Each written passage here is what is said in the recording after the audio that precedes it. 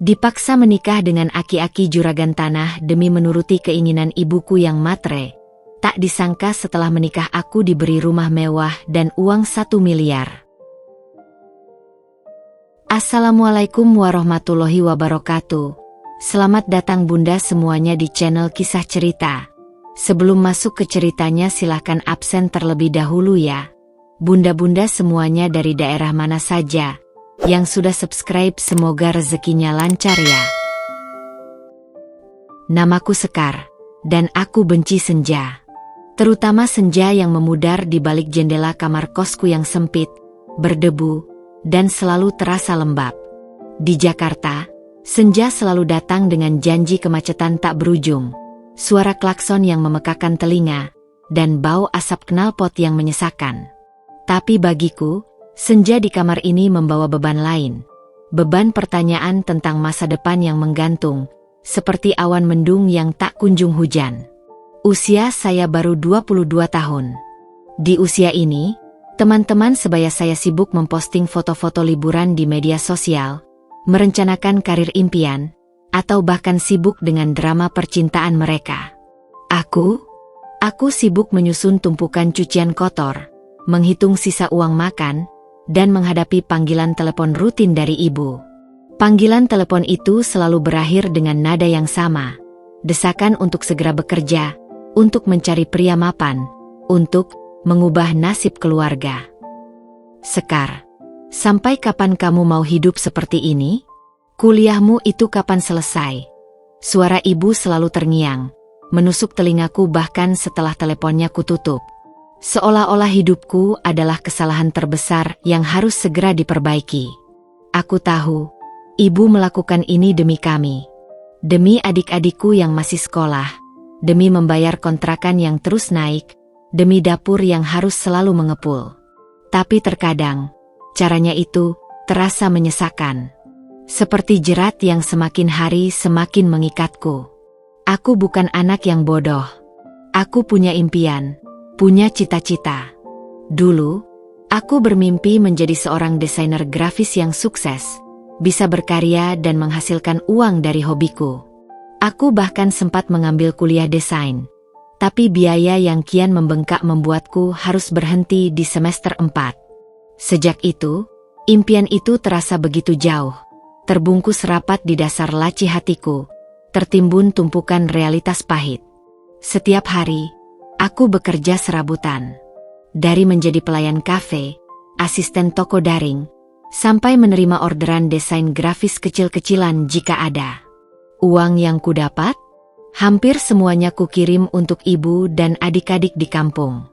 Sisa sedikit untuk makan dan sewa kos. Hidupku terasa seperti roda hamster, berputar tanpa henti, tapi tidak kemana-mana.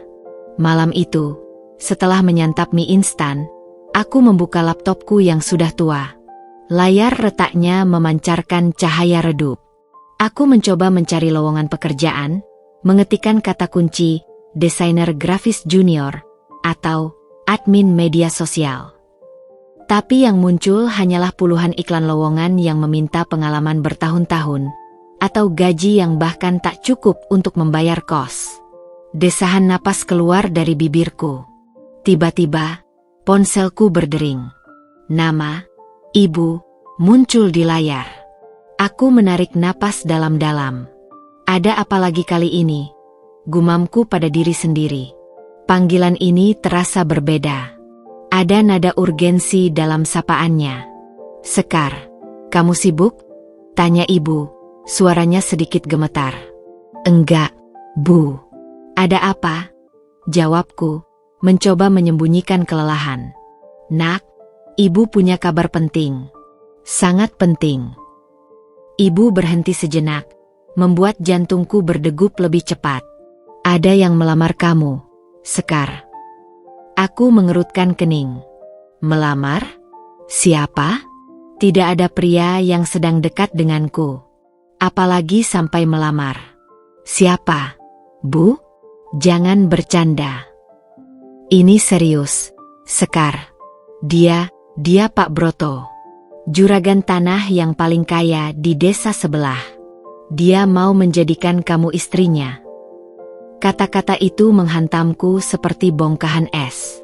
Pak Broto? Juragan tanah yang umurnya hampir sama dengan kakekku? Jantungku rasanya berhenti berdetak. Senja di balik jendela kamar kosku kini terasa semakin kelam, menelan sisa-sisa harapanku. Ini bukan lagi sekadar impian yang tertunda.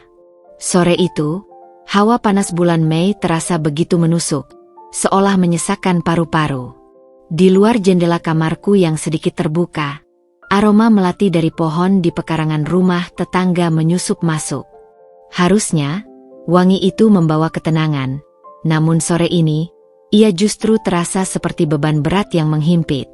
Aku, Sekar, yang saat itu berusia 22 tahun, sedang tenggelam dalam dunia sketsa-sketsa impianku. Di buku kecil kesayanganku, tergambar jelas sebuah gaun pengantin. Sederhana, anggun, tanpa banyak ornamen, persis seperti yang kubayangkan akan kukenakan di hari pernikahanku kelak.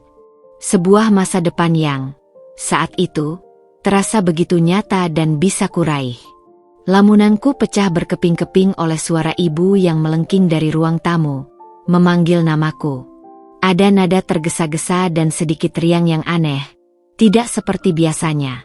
Ibu jarang sekali memanggilku dengan nada sebahagia itu.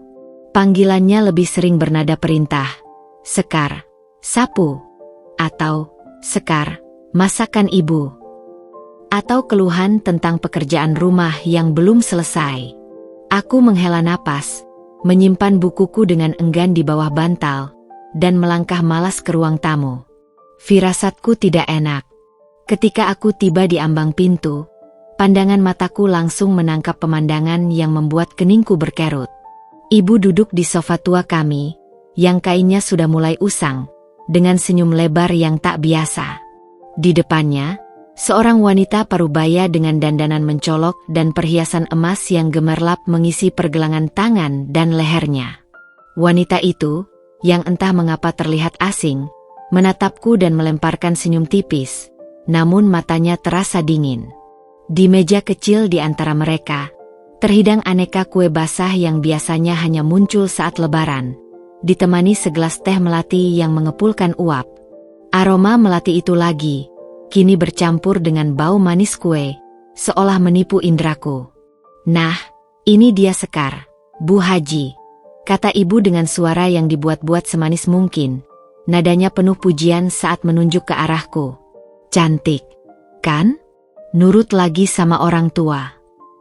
Aku hanya bisa memaksakan seulas senyum kaku. Bu Haji? Seingatku, kami tidak punya kerabat atau kenalan dekat yang bernama Bu Haji. Dan kata, nurut?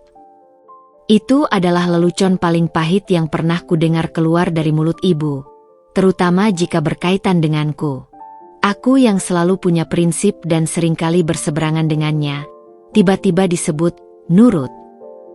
Jadi begini, Nak, Bu Haji memulai, suaranya berat dan penuh intonasi, seolah sedang membaca naskah. Tante ini kenal baik dengan Pak Broto, juragan tanah itu loh, yang tanahnya di mana-mana. Mata Bu Haji melirik ke arah ibu, seolah mencari persetujuan. Ibu mengangguk-angguk cepat, wajahnya tampak sangat antusias, bahkan terlalu antusias. Beliau itu lagi cari pendamping hidup. Nak, kasihan, istrinya sudah lama meninggal. Jantungku mulai berdegup lebih cepat, iramanya tak beraturan. Sebuah firasat buruk yang sangat kuat mulai menjalar dari ujung kepala hingga ujung kaki. Aku melirik ibu lagi, mencari penjelasan, atau setidaknya, isyarat penolakan. Namun, yang kudapatkan justru anggukan kepala yang semakin mantap dari ibu, diserta seulas senyum penuh makna yang tidak bisa kubaca. Dan beliau itu minat sama kamu, Nak Sekar, lanjut Bu Haji, tersenyum lebar hingga kerutan di sudut matanya semakin terlihat jelas, seolah ingin meyakinkanku. Katanya cantik, kalem, cocok jadi istri juragan. Aku terdiam, lidahku mendadak keluh. Rasanya seperti ada gumpalan tak kasat mata yang menyumbat tenggorokanku. Mataku kembali beralih pada ibu, kali ini dengan tatapan memohon penjelasan. Tapi yang kudapatkan justru kalimat yang menghancurkan semua harapanku. Benar, Sekar. Ibu sudah pikirkan matang-matang. Ini kesempatan emas. Pak Broto itu orangnya kaya raya, baik hati, dan sudah sepuh. Kamu tidak akan susah seumur hidup. Ibu mengatakannya seolah sedang memberiku hadiah paling berharga, padahal yang kurasakan justru sebaliknya.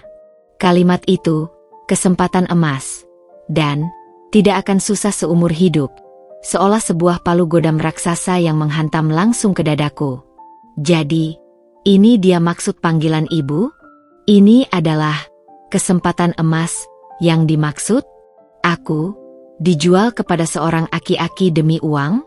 Aroma melati yang tadinya wangi, kini berubah pekat, seolah menguar bau kematian. Kematian semua impian, harapan, dan masa depan yang telah kubangun dalam benakku selama ini. Aku merasa hampa, seperti selembar daun kering yang terlepas dari rantingnya, siap diterbangkan angin kemana saja tanpa bisa melawan. Setelah Bu Haji pamit pulang, meninggalkan jejak aroma parfumnya yang terlalu kuat dan janji-janji manis yang terasa hampa tentang kehidupan mewah, suasana di rumah kami berubah drastis. Sebuah ketegangan tak terlihat melayang di udara, lebih pekat dari hawa panas bulan Mei. Ibu menatapku dengan mata yang berbinar-binar, seolah ia baru saja memenangkan lotre terbesar dalam hidupnya. Namun bagiku, ini terasa seperti kekalahan telak, sebuah kekalahan yang meremukkan. Sekar, kamu dengar sendiri, kan? Apa kata Bu Haji tadi? Ini berkah, nak, berkah dari Tuhan. Juragan tanah itu, loh, kamu mau sampai kapan kita hidup begini? Cecar ibu. Nada suaranya berubah drastis dari manis dan dibuat-buat menjadi menuntut dan penuh tekanan.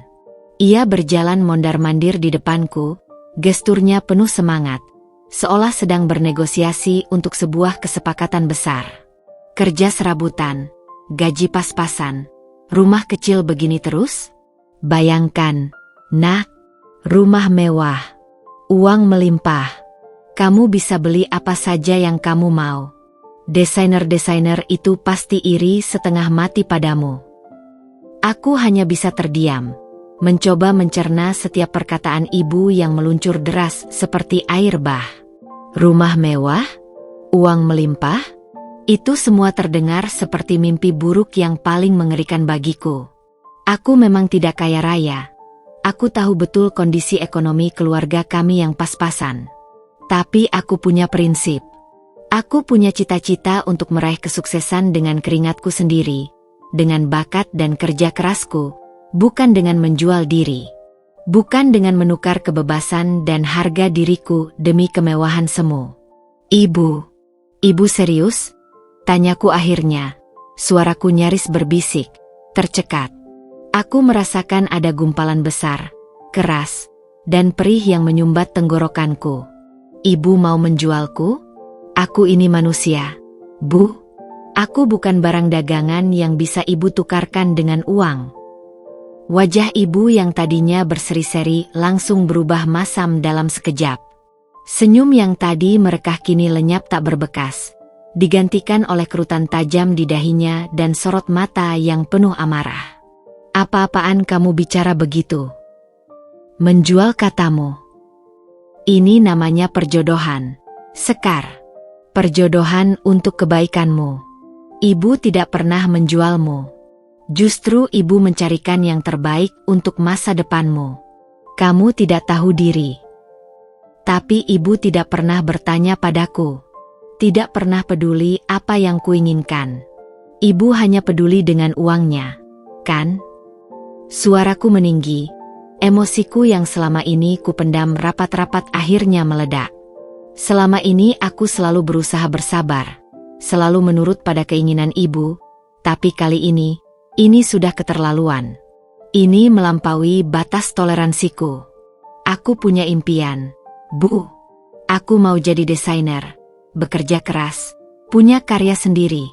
Bukan hanya jadi istri simpanan seorang aki-aki yang hartanya melimpah. Aku mau bangga dengan diriku sendiri. Pelak. Satu tamparan keras mendarat telak di pipi kananku. Panas, perih, dan sungguh mengejutkan. Rasanya seperti ada bara api yang membakar kulitku. Aku memegang pipiku yang langsung memerah, menatap ibu dengan mata tak percaya. Ini bukan pertama kalinya ibu melakukan kekerasan fisik padaku ketika emosinya memuncak. Tapi setiap kali itu terjadi, rasanya selalu sama. Sakit, menghancurkan, dan meninggalkan bekas luka yang lebih dalam di jiwaku. Berani sekali kamu bicara begitu pada ibumu sendiri. Teriak ibu, matanya berkilat marah seperti api.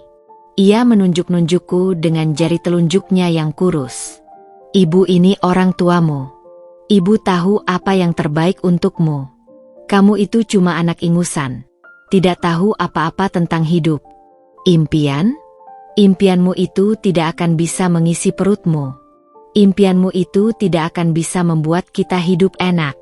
Sadar, Sekar. Kita ini miskin. Kata, miskin, itu ia ucapkan dengan penekanan yang menyakitkan.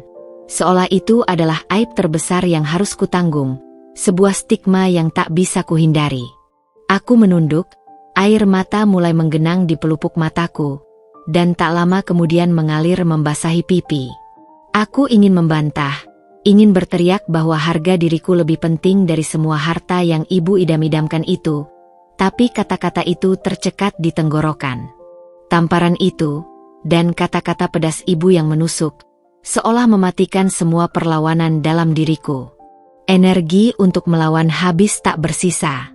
Ibu terus memborbardirku dengan ceramah panjang lebar tentang kemiskinan kami yang tak berkesudahan. Tentang pengorbanannya membesarkanku sendirian tanpa bantuan ayah. Tentang betapa aku harusnya berterima kasih. Dan tentang betapa beruntungnya aku mendapatkan tawaran dari Pak Broto yang ia sebut sebagai pria baik hati dan dermawan yang mau menolong keluarga miskin seperti kita. Setiap kalimatnya terasa seperti cambuk yang menghantam jiwaku, membuatku semakin terpojok dan terhimpit. Aku hanya bisa diam, membiarkan air mata mengalir membasahi pipiku yang perih, sebuah tanda kekalahan yang pahit dan tak terhindarkan. Malam setelah pertengkaran hebat dengan ibu, aku melarikan diri ke kamar. Bukan hanya untuk menenangkan diri dari tamparan yang masih terasa perih di pipi, tapi juga untuk mengasingkan diri, merenungkan badai yang baru saja menerjang. Tamparan itu, kata-kata miskin yang diucapkan ibu dengan begitu menyakitkan, dan paksaan untuk menikah dengan Pak Broto, semuanya berputar di kepalaku tanpa henti, menciptakan pusaran kekacauan. Aku tidak bisa menerima ini. Aku tidak bisa membiarkan impian dan masa depanku hancur begitu saja. Apalagi di tangan ibu kandungku sendiri. Dalam kegelapan kamar yang hanya diterangi cahaya rembulan yang samar, aku meraih ponsel. Layar berkedip, memancarkan cahaya dingin saat aku membuka galeri foto. Jari-jariku yang gemetar berhenti pada sebuah foto. Aku dan Rian, pacarku, sedang tertawa lepas di sebuah festival seni beberapa bulan lalu. Di foto itu, Rian memegang gitar akustiknya. Matanya yang hangat memancarkan semangat yang sama dengan diriku. Senyumnya begitu tulus, seolah ia adalah satu-satunya orang di dunia yang benar-benar memahami mimpiku menjadi desainer. Kami punya rencana yang sederhana namun penuh harapan. Kami ingin berjuang bersama, membangun studio kecil, dan meraih kesuksesan dengan tangan kami sendiri. Kami berjanji untuk saling mendukung, untuk membangun masa depan bersama, dari nol, dengan cinta dan kerja keras sebagai modal utama kami. Kenangan itu terasa begitu manis, namun kini berubah menjadi bayangan pahit yang menyayat hati. Bagaimana aku akan menjelaskan semua ini padanya? Bagaimana aku bisa mengatakan bahwa aku akan menikah, bukan dengannya, bukan dengan pria yang kucintai, tapi dengan seorang pria yang usianya bisa jadi adalah kakeknya sendiri? Rasa bersalah dan sakit hati membanjiri dadaku, menusuk hingga ke ulu hati. Membayangkan ekspresi terkejut dan kecewa Rian saja sudah cukup membuat air mataku mengalir lagi. Keesokan harinya, seolah semalam tidak ada badai yang melanda, ibu tak lagi bersikap marah. Ia justru bersikap sangat lembut, terlalu lembut bahkan, hingga terasa palsu. Ia membawakanku sarapan ke kamar, sebuah hal yang sangat jarang ia lakukan. Tangannya yang biasanya kasar kini mengelus rambutku dengan gerakan hati-hati, dan ia berbicara dengan nada yang tidak pernah kudengar sebelumnya, penuh bujukan. "Sekar, ibu tahu kamu mungkin marah atau sedih, tapi ibu melakukan ini demi kebaikanmu. Percayalah, nak, kamu akan bahagia nanti, jauh lebih bahagia dari yang kamu bayangkan." Aku tahu ini adalah taktiknya. Taktik, lembut tapi memaksa, yang sering ia gunakan untuk mendapatkan apa yang ia inginkan. Ibu akan terus-menerus mengulang-ulang narasi ini, menyisipkan kalimat-kalimat manipulatif tentang pengorbanannya yang besar membesarkanku sendirian, tentang betapa beruntungnya aku mendapatkan tawaran dari Pak Broto yang baik hati dan dermawan. Aku hanya diam, menanggapi seadanya, seolah jiwaku telah kosong, terkuras habis oleh pertengkaran semalam. Perlawananku seolah-olah sudah padam. Kemudian, datanglah bagian yang paling membuatku mual. Sesi perkenalan visual Pak Broto. Ibu menunjukkannya padaku dengan semangat yang tak tertahankan, seolah sedang memamerkan barang antik yang sangat berharga. Ada beberapa foto di ponselnya, diambil dengan kamera ponsel yang seadanya, sehingga kualitasnya buram. Namun, itu sudah cukup untuk menciptakan bayangan buruk yang jelas di benakku. Di salah satu foto, Pak Broto terlihat berdiri tegak di depan sebuah rumah besar bergaya kolonial, lengkap dengan pilar-pilar kokoh dan taman yang luas. Di foto lain, ia tampak duduk di kursi pengemudi sebuah mobil mewah hitam mengkilap, yang terlihat jauh lebih mahal dari rumah kami sendiri. Ada juga foto dirinya di sebuah acara formal, mengenakan jas batik, dikelilingi beberapa pria parubaya lainnya. Wajahnya yang keriput, rambutnya yang sudah memutih seluruhnya, dan sorot matanya yang entah mengapa terlihat lelah dan sayu, memunculkan rasa ngeri yang semakin menjadi. Ia tampak seperti seorang kakek yang baru saja pulang dari acara reuni keluarga besar, bukan calon suami. Lihat, dia juragan tanah yang sukses. Nak, sudah sepuh tapi sehat, kan? Ibu berusaha meyakinkanku, nadanya penuh euforia, seolah foto itu adalah bukti tak terbantahkan yang harus segera kuterima. Dia tidak akan membebanimu, justru dia akan membahagiakanmu. Aku menatap foto-foto itu dalam diam, berusaha mencari celah, mencari sesuatu yang bisa kupegang untuk menolak perjodohan gila ini. Mungkin ada cacat di wajahnya, atau ekspresi kejam. Tapi tidak. Yang kutemukan hanya rasa ngeri yang semakin menjadi-jadi. Bagaimana bisa aku hidup bersama pria asing setua ini? Bagaimana bisa aku mencintai seseorang yang lebih pantas menjadi kakekku, bahkan lebih tua dari kakekku sendiri?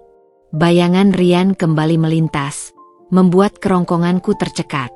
Aku tahu, ini adalah awal dari nerakaku. Perjodohan ini bukan hanya tentang masa depan finansial yang terjamin, seperti kata ibu, tapi juga tentang masa depan emosionalku, masa depanku sebagai seorang wanita muda, sebagai Sekar yang punya mimpi dan ambisi besar. Dan di depan mata, semua itu seolah akan lenyap begitu saja, terkubur di bawah tumpukan harta yang tak pernah kuinginkan. Hari yang tak kuharapkan, sekaligus hari yang paling kukhawatirkan, akhirnya tiba. Hari di mana aku harus bertemu langsung dengan Pak Broto. Sejak pagi buta, ibu sudah mendandaniku. Ia memilihkan kebaya terbaikku yang berwarna biru langit, yang biasanya hanya kukenakan di acara pernikahan kerabat jauh, dan memaksaku memakai sedikit riasan di wajah. Rasanya seperti boneka yang sedang dipersiapkan untuk sebuah pertunjukan yang mengerikan, tanpa ruh. Aku menatap pantulan diriku di cermin. Mata bengkak bekas tangis semalam, yang semestinya tak terlihat, tak bisa sepenuhnya tertutup oleh lapisan bedak dan eyeliner yang tipis. Senyum yang kupaksakan di bibirku terlihat begitu palsu, bahkan bagi diriku sendiri. Senyum, Sekar. Senyum yang manis, seru ibu dengan semangat yang menggebu-gebu. Ia merapikan sedikit kerudungku yang kupakai asal-asalan. Ini adalah pertemuan pertamamu dengan calon suamimu. Kamu harus menunjukkan kesan yang baik. Jangan sampai dia berpikir kamu tidak menghargainya. Calon suami. Kata-kata itu berputar di benakku, terasa hambar, bahkan menjijikkan di lidahku. Bagaimana bisa seseorang yang sama sekali tidak kukenal, yang usianya jauh lebih tua dari ayahku, tiba-tiba menjadi calon suami? Aku merasakan mual di perutku. Kami tiba di sebuah restoran mewah bernama Pandan Wangi, yang megah dengan arsitektur klasik Jawa.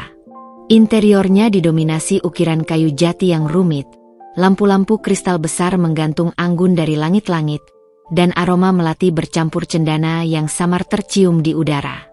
Semuanya terasa begitu asing, jauh berbeda dengan warung makan sederhana tempatku biasa makan siang bersama teman-teman atau bahkan rumah kami yang serba pas-pasan. Ibu tampak sangat gugup sekaligus bersemangat, sesekali merapikan kebaya dan rambutnya, memastikan penampilannya sempurna. Aku hanya mengikuti, langkahku terasa begitu berat, seolah setiap pijakan membawa aku semakin dekat ke jurang yang gelap. Di salah satu meja bundar yang dilapisi taplak batik sutra, seorang pria parubaya yang usianya tak jauh berbeda dari Pak Broto, duduk tersenyum. Dialah Bu Haji, sang perantara, yang dengan ramah berlebihan menyambut kami. Senyumnya lebar, menampakkan gigi emas yang sedikit mengkilap. Dan di sampingnya, duduklah Pak Broto. Pria yang hanya kulihat dalam foto buram itu, kini nyata di depanku. Jauh lebih nyata, dan ironisnya, jauh lebih membuatku merasa tidak nyaman. Tubuhnya memang masih tegap untuk usianya yang sudah senja. Rambutnya yang putih bersih tersisir rapi tanpa sehelai pun yang mencuat. Dan ia mengenakan kemeja batik sutra berwarna coklat tua yang terlihat mahal dan berkelas. Kerutan di wajahnya memang banyak, menandakan usia dan pengalaman hidup yang panjang, tapi matanya tidak sejelas atau setajam yang kubayangkan dari seorang juragan tanah yang sukses. Ada sorot lelah, atau mungkin justru kesedihan, atau bahkan semacam kepasrahan yang tersembunyi di baliknya. Itu membuatku sedikit terkejut. Nah, ini dia Pak Broto, Sekar. Ibu memperkenalkan dengan suara yang ramah luar biasa, bahkan terdengar dibuat-buat. Dan ini Sekar, Pak, anak saya yang sulung. Pak Broto tersenyum tipis padaku. Senyum itu tidak menjijikkan seperti yang kubayangkan. Justru terasa sungkan. Ada sedikit keraguan di balik senyumnya. Aku membalas senyumnya, kaku, dan sedikit menunduk, tak berani menatap matanya terlalu lama. Rasanya seperti sedang diperiksa, dinilai. Selama makan malam, obrolan didominasi oleh Ibu dan Bu Haji. Mereka berdua bagaikan duet maut yang tak henti-hentinya memuji Pak Broto dan kebaikan hatinya, kekayaannya, dan silsilah keluarganya.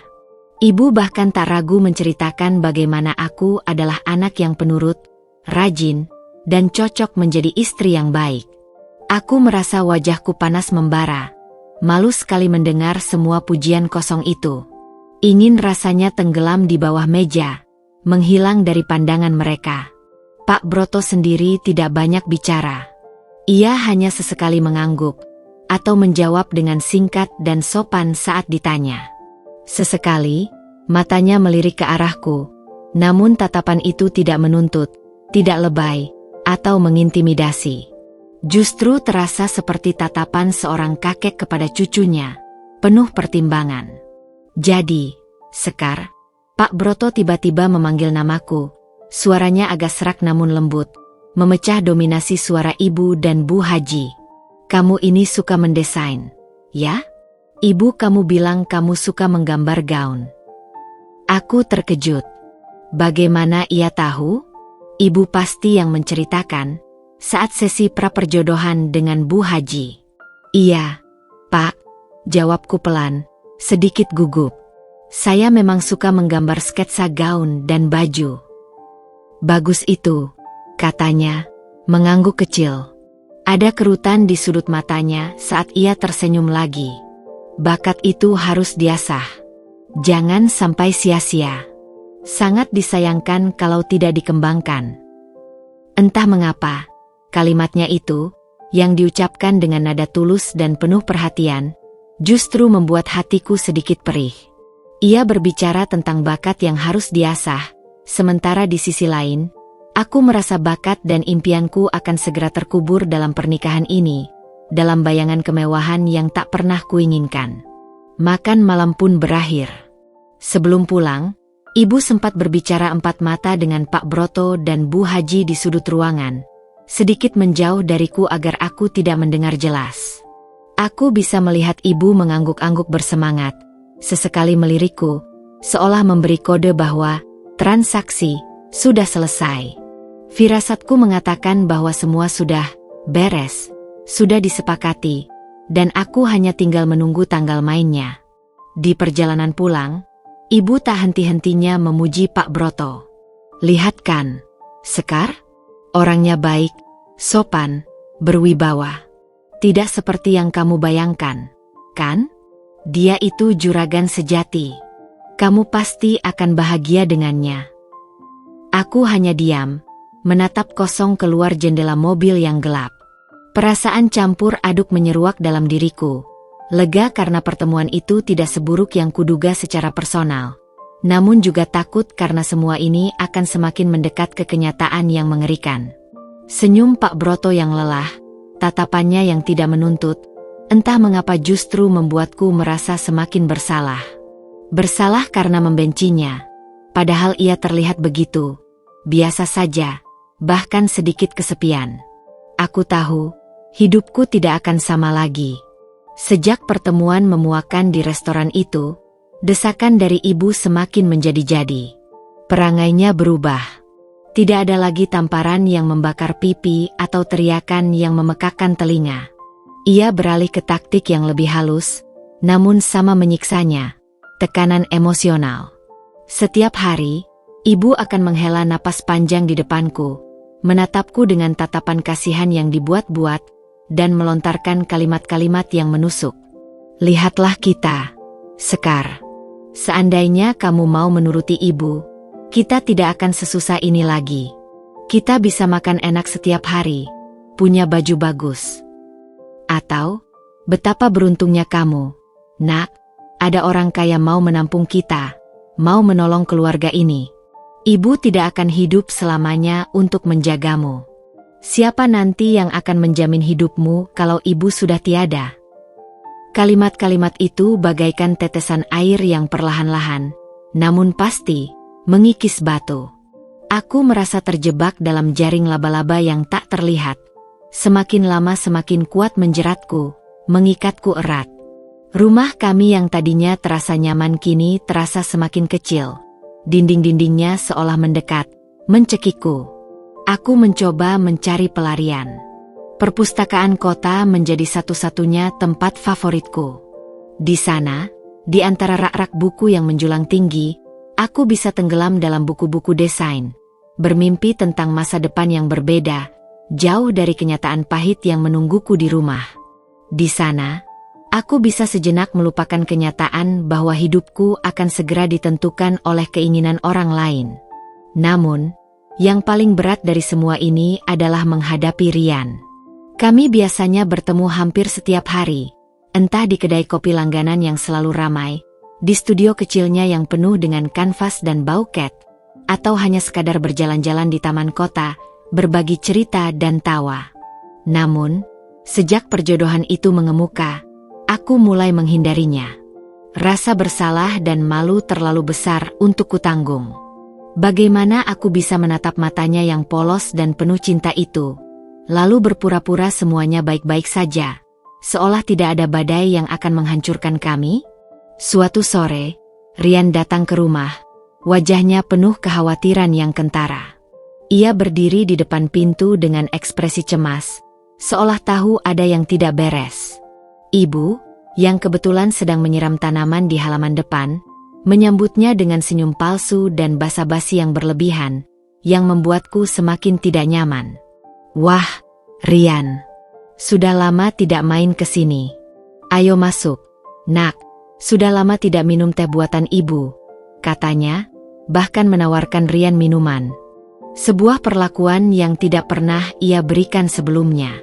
Aku tahu ibu ingin memberikan kesan baik, atau mungkin justru ingin memamerkan anak gadisnya yang akan segera menikah dengan juragan kaya di depan pacarku. "Sekar, kamu kenapa sih akhir-akhir ini?" tanya Rian ketika kami akhirnya bisa berbicara berdua di teras belakang, menjauh dari telinga ibu yang tajam. Matanya menatapku lekat, penuh pertanyaan yang tidak bisa kujawab. "Aku khawatir. Kamu sering melamun, jadi pendiam. Bahkan teleponku pun jarang kamu angkat. Ada apa? Kamu bisa cerita padaku, kan? Kita kan selalu berbagi." Melihat ketulusan yang memancar dari mata Rian, gumpalan besar di tenggorokanku kembali terasa, mengganjal dan perih. Aku ingin berteriak, ingin menceritakan segalanya tentang paksaan ibu, tentang juragan tanah itu, tentang betapa aku merasa hancur. Aku ingin meminta bantuannya untuk melarikan diri dari neraka ini, untuk kami berdua lari dan membangun hidup di tempat lain. Tapi bibirku terasa keluh, seolah terkunci rapat.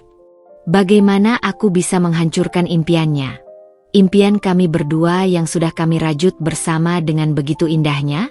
Bagaimana aku bisa mengatakan bahwa aku akan menikah dengan pria lain? Pria yang bisa jadi adalah kakeknya? Aku baik-baik saja, Rian, bisikku.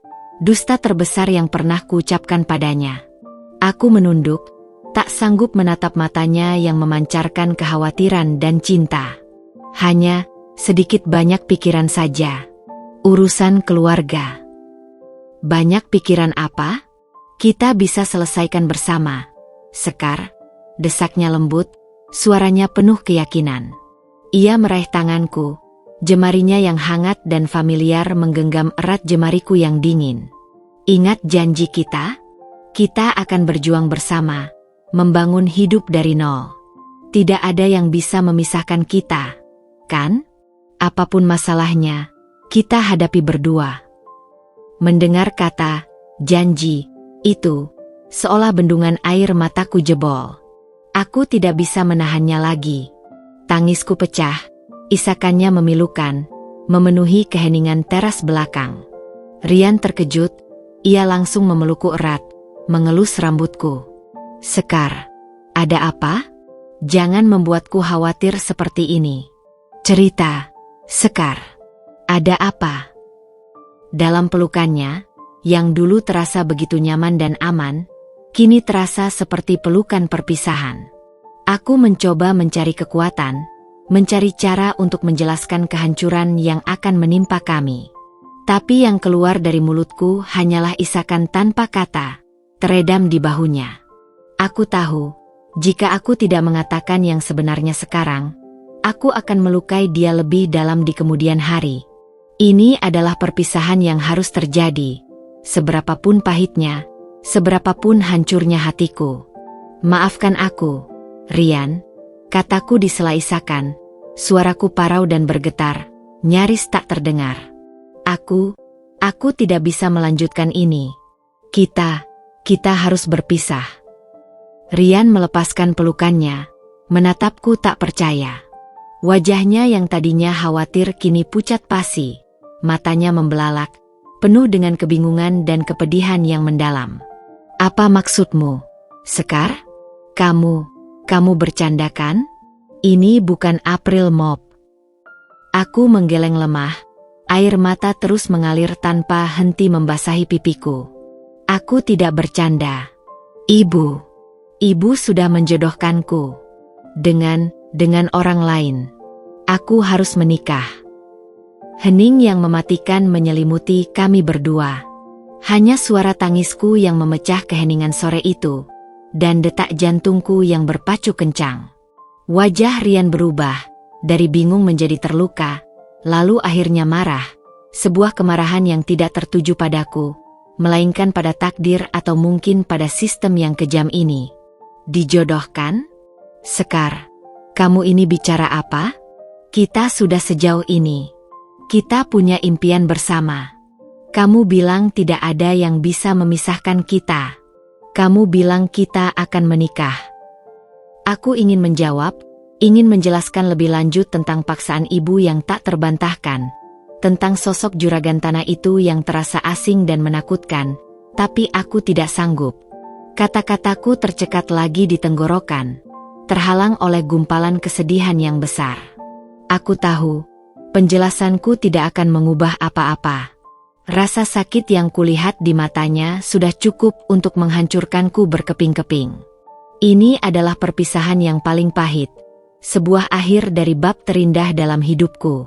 Sebuah janji yang kini tergantung di udara, tak akan pernah terpenuhi, terkoyak oleh takdir yang tak adil. Setelah perpisahan yang menghancurkan dengan Rian, sisa hari-hariku di rumah terasa seperti hitungan mundur menuju eksekusi yang tak terhindarkan. Setiap detik berdetak dengan irama yang mencekam, membawa langkahku semakin dekat pada takdir yang tak kuinginkan. Ibu, seolah tak peduli dengan jiwaku yang remuk redam dan hatiku yang tercabik-cabik, semakin gencar mempersiapkan pernikahan.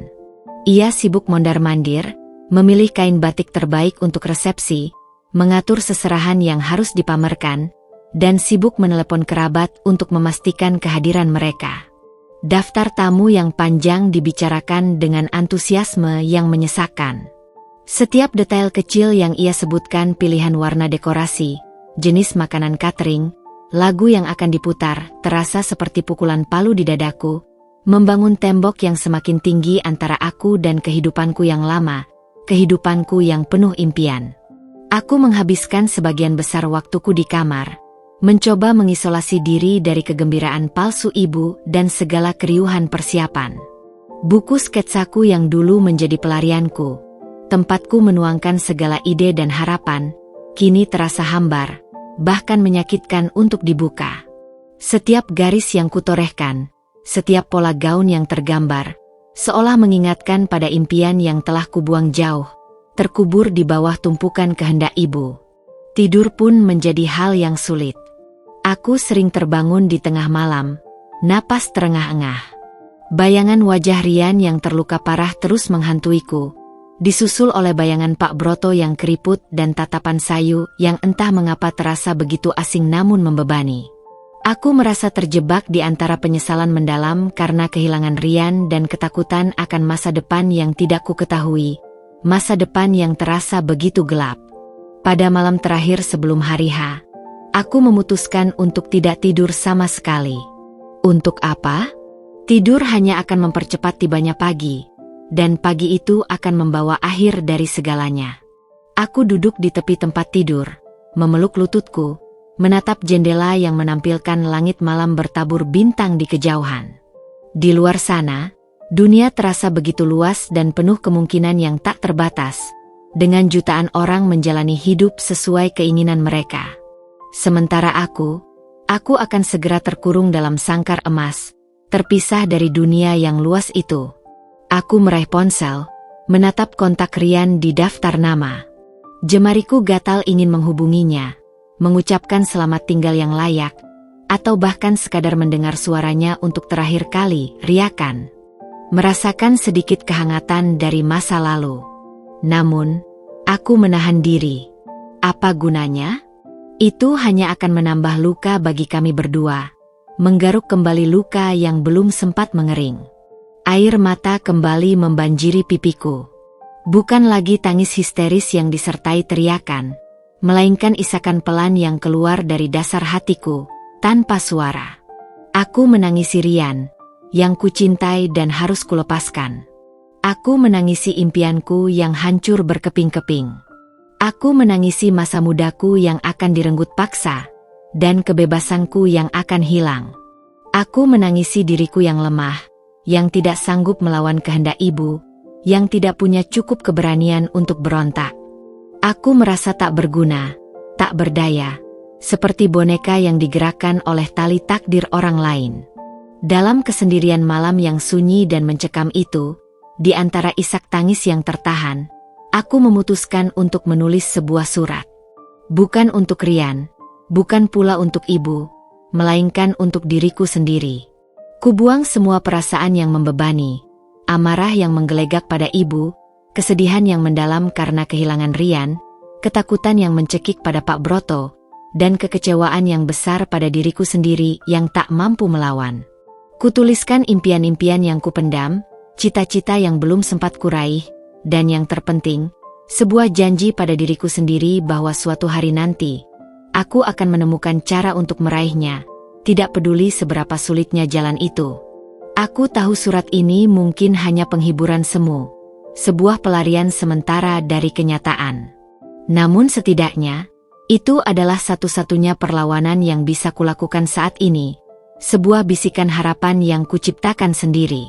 Surat itu kulipat rapi, kuselipkan di antara halaman buku sketsaku, seolah menyegel sebagian kecil dari jiwaku yang masih utuh, yang belum terkontaminasi oleh kepahitan ini.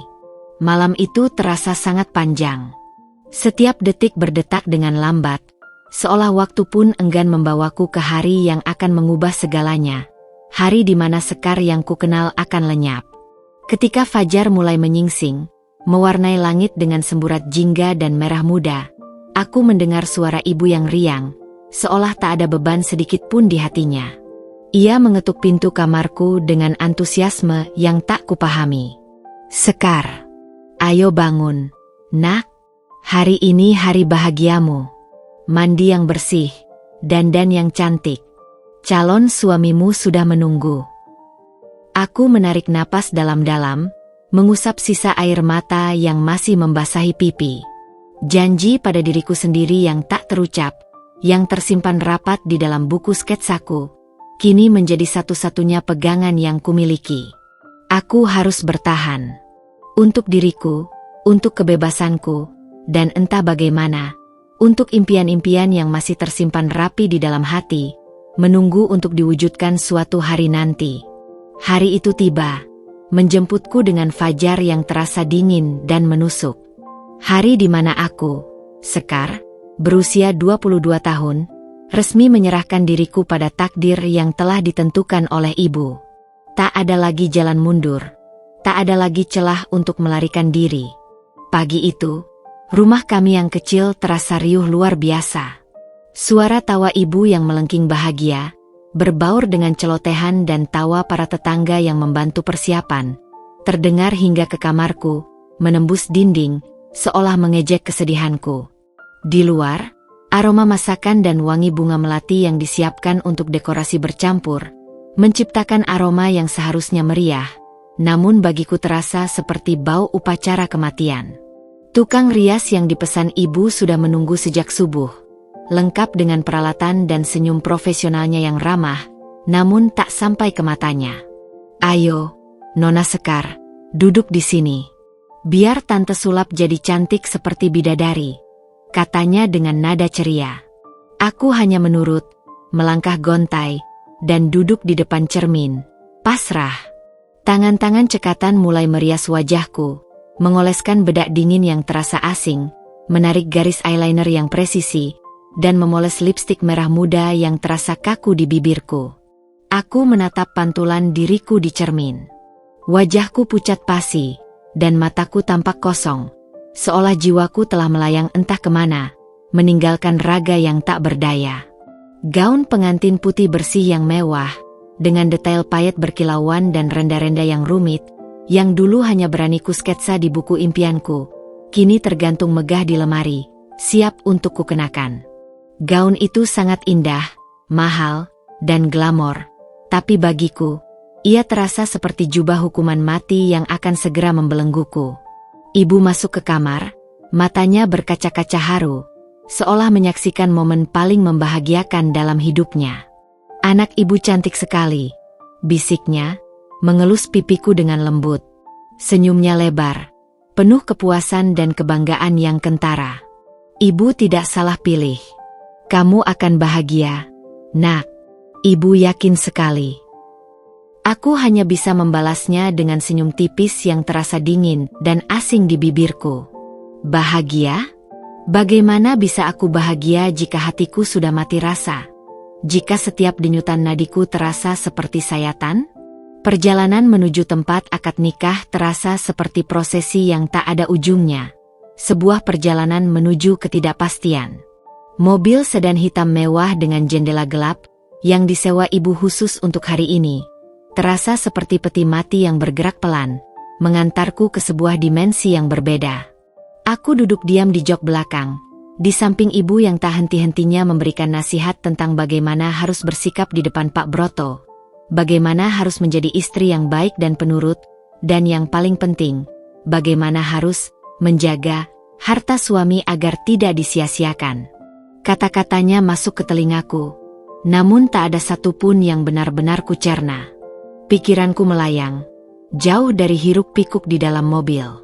Saat tiba di lokasi akad, sebuah aula ballroom hotel yang didekorasi mewah dengan bunga-bunga segar beraneka warna, tirai sutra menjuntai anggun, dan cahaya keemasan dari lampu kristal, aku merasakan detak jantungku berpacu kencang, menggema di telingaku. Aroma bunga dan parfum mahal menyeruak. Ratusan pasang mata, baik dari keluarga dekat maupun relasi Pak Broto, menatapku saat aku berjalan perlahan di karpet merah menuju altar, dibimbing oleh paman. Aku bisa mendengar bisik-bisik, pujian atas kecantikanku yang seolah tak pantas untuk usia Pak Broto, dan desas-desus tentang pernikahan yang tidak biasa ini. Mereka semua tampak bahagia, kecuali aku. Di ujung sana, di meja akad yang dihiasi bunga sedap malam, Pak Broto sudah duduk dengan tenang. Ia mengenakan setelan jas abu-abu tua yang terlihat sedikit kebesaran di bahunya yang sedikit membungkuk. Wajahnya yang keriput tampak lebih pucat dari biasanya, dan sorot matanya yang lelah terlihat lebih jelas di bawah pencahayaan lampu aula yang terang benderang. Ia tidak menatapku dengan tatapan bersemangat, melainkan dengan tatapan yang sulit kuartikan, mungkin sedikit canggung, atau mungkin iba? Aku tak tahu. Aku hanya merasakan gelombang kesepian dari sorot matanya itu. Upacara akad nikah dimulai. Suara penghulu yang khusyuk bergema di ruangan yang hening. Kata-kata, "Saya terima nikahnya dan kawinnya Sekar binti Bapak Suparman dengan mahar tersebut tunai," dari Pak Broto terdengar jelas dan mantap. Aku merasakan tanganku digenggam, dibawa untuk dicium. Bukan tangan Rian yang kukenal hangat dan lembut, melainkan tangan yang lebih besar, keriput, dan terasa asing, namun tidak dingin. Aku hanya menunduk, membiarkan semua berjalan begitu saja, seolah aku adalah penonton dari sebuah film yang sedang diputar di hadapanku. Aku berusaha mengosongkan pikiranku, membiarkan tubuhku menjadi wadah kosong yang menerima semua yang terjadi, tanpa perlawanan. Saat Pak Broto memasangkan cincin bertahtakan berlian ke jari manisku, aku merasakan dinginnya logam yang menyentuh kulitku. Ini bukan cincin impianku, bukan cincin sederhana yang Rian janjikan. Ini adalah rantai yang mengikatku pada takdir yang tak kuinginkan, pada kehidupan yang tak pernah kubayangkan. Rasa hampa melingkupi seluruh jiwaku, mengisi setiap rongga yang ada. Tidak ada haru, tidak ada air mata kebahagiaan, hanya kekosongan yang menyesakkan, bagai lubang hitam di dasar hatiku. Gaun putih yang kupakai terasa begitu berat, membebani setiap langkah, setiap napas, seolah memendam seluruh kesedihanku di balik kemewahannya. Aku telah resmi menjadi istri Pak Broto. Seorang Sekar yang baru, Sekar yang berbeda. Namun, di dalam hati, di sudut terdalam jiwaku yang terasa mati rasa, aku bertanya-tanya, apakah Sekar yang lama, Sekar yang penuh impian, yang berani bermimpi tentang masa depan dengan Rian, masih ada di sana? Atau sudah terkubur di bawah lapisan payet gaun pengantin ini, di altar pernikahan yang terasa begitu hampa, di hadapan ratusan pasang mata yang tak memahami penderitaanku. Setelah upacara akad nikah yang terasa bagai mimpi buruk, sebuah prosesi yang terasa jauh dan asing, aku dibawa pergi dari keramaian dan hiruk-pikuk menuju rumah Pak Broto. Namun, bukan rumah lamanya yang terlihat di foto-foto yang ditunjukkan ibu, melainkan sebuah rumah yang jauh lebih megah dan modern, terletak di sebuah kompleks perumahan elit yang baru dan tertata rapi. Gerbangnya tinggi menjulang, terbuat dari besi tempa kokoh, dikelilingi tembok tinggi yang menutupi pandangan dari luar, dan seorang penjaga keamanan bertubuh tegap berjaga di pos terdepan. Lingkungannya begitu sunyi, hanya suara gemericik air dari kolam hias di beberapa sudut, dan sesekali deru mobil mewah yang lewat, memecah keheningan yang terasa mewah. Saat pintu utama rumah itu terbuka perlahan, aku disambut oleh seorang asisten rumah tangga parubaya berwajah ramah, Ibu Rina, dan seorang tukang kebun berjanggut tipis yang sedang membersihkan teras. Tidak ada sanak saudara Pak Broto yang menyambutku, tidak ada keluarga besar yang berkumpul. Hanya kami bertiga, dan Pak Broto yang berjalan perlahan di depanku, memimpin jalan. Ibu Rina menyambutku dengan senyum tulus dan tatapan yang meneduhkan, seolah ia mengerti sebagian kecil dari kegelisahan yang kurasakan. Senyumnya itu sedikit meluruhkan ketegangan di dadaku yang sejak pagi berpacu. "Selamat datang, Nyonya Sekar," sapa Ibu Rina lembut, suaranya halus dan menenangkan. "Mari saya antar ke kamar Anda." Aku mengikuti Ibu Rina menaiki tangga marmer berliku yang mengkilap, yang seolah tak berujung. Setiap langkah kakiku di atas marmer dingin itu terasa berat, mengantar menuju sebuah realitas yang tidak kukenal sama sekali. Jantungku berdebar tak karuan, iramanya semakin cepat seiring dengan langkah menaiki anak tangga. Kami tiba di depan sebuah pintu ganda besar yang terbuat dari kayu berukir. Begitu pintu itu dibuka, aku terkesiap. Kamar ini jauh lebih luas dari seluruh rumah lamaku yang sederhana. Furnitur klasik yang elegan terbuat dari kayu jati, ranjang king size yang dilapisi seperai sutra putih bersih, karpet tebal yang empuk di bawah kaki, dan jendela-jendela besar yang menghadap langsung ke taman belakang yang asri dengan kolam renang pribadi yang berkilauan diterpa sinar matahari. Sebuah lemari pakaian raksasa yang tingginya mencapai langit-langit dan meja rias mewah terbuat dari kayu jati berukir mendominasi ruangan. Ini adalah kamar impian siapapun yang menyukai kemewahan, tapi bukan impianku, Sekar, yang hanya menginginkan kebebasan dan impian sederhana. "Ini kamar Nyonya Sekar," kata Ibu Rina, suaranya memecah keheningan yang mewah. "Pak Broto secara khusus meminta kamar ini dipersiapkan untuk Nyonya. Semua perabotnya baru." Aku hanya bisa mengangguk, lidahku keluh, terlalu takjub sekaligus terintimidasi oleh kemewahan di sekelilingku. Ruangan ini terlalu mewah, terlalu asing, terlalu kosong. Ibu Rina kemudian menunjuk ke sebuah pintu lain yang terletak di sudut ruangan, sedikit tersembunyi. "Itu kamar Pak Broto, terpisah dari kamar Nyonya." Jantungku yang tadinya berpacu kencang tiba-tiba terasa longgar, seolah beban berat baru saja terangkat dari dadaku. "Terpisah?" Aku menoleh menatap Ibu Rina, mencari kepastian, mencari konfirmasi bahwa pendengaranku tidak salah. Ibu Rina tersenyum tipis, sebuah senyum penuh pengertian, mengangguk seolah mengerti kegugupanku. "Iya, Nyonya. Pak Broto ingin Nyonya merasa nyaman. Beliau tahu Nyonya masih muda, dan mungkin butuh privasi." Perkataan Ibu Rina sedikit melegakan, bagai embusan angin sejuk di tengah kegerahan. Ini bukan yang kubayangkan. Aku menduga akan tidur di kamar yang sama, terpaksa berbagi ranjang dengan orang asing yang tidak kucintai. Setidaknya, ada sedikit ruang untuk bernapas, untuk menyimpan privasiku yang sudah nyaris terkikis habis. Tak lama setelah Ibu Rina meninggalkan aku sendiri, Pak Broto masuk ke kamar. Ia sudah berganti pakaian santai, mengenakan kemeja longgar berwarna krem dan sarung batik sederhana. Ia tidak lagi tampak seperti juragan tanah yang berwibawa dalam balutan jas, melainkan seperti seorang kakek yang baru pulang dari masjid, dengan kesan yang lebih lembut. "Sekar," katanya, suaranya pelan dan berhati-hati, memecah kesunyian yang mencekam di antara kami berdua. "Saya tahu ini sulit bagimu. Sangat sulit." Ia duduk di kursi berlengan yang terletak di dekat jendela, tidak mendekatiku. "Kamu tidak perlu khawatir. Saya tidak akan menuntut apapun darimu. Kamu bebas melakukan apa saja yang kamu mau di rumah ini. Anggap saja ini rumahmu sendiri, bukan sangkar." Ia terdiam sejenak, menatapku dengan sorot mata yang sulit kuartikan. Ada kesedihan, ada pengertian, dan seolah ada beban berat di pundaknya. Saya tahu kamu terpaksa menikah dengan saya. Saya tidak butuh seorang istri dalam artian yang sebenarnya.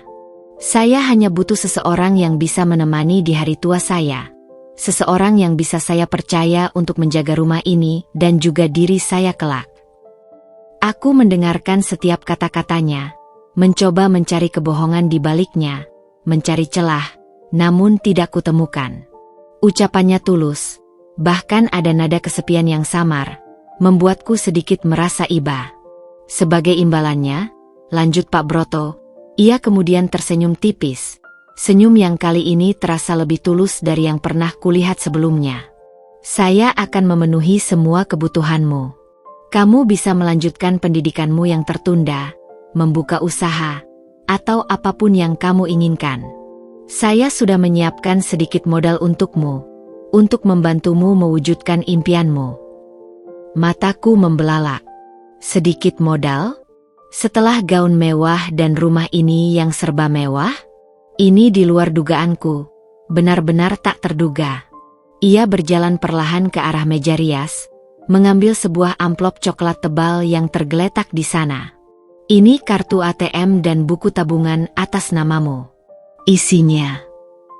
Ia terdiam, menatapku dengan tatapan serius. 1 miliar rupiah. Jangan ragu menggunakannya untuk hal-hal yang bermanfaat untuk masa depanmu. Jangan takut menghabiskannya. 1 miliar rupiah. Tubuhku terasa lemas, lututku nyaris tak sanggup menopang. Aku harus berpegangan pada tiang ranjang. Ini bukan sekadar sedikit modal. Ini adalah jumlah uang yang tak pernah kubayangkan bisa kugenggam seumur hidupku.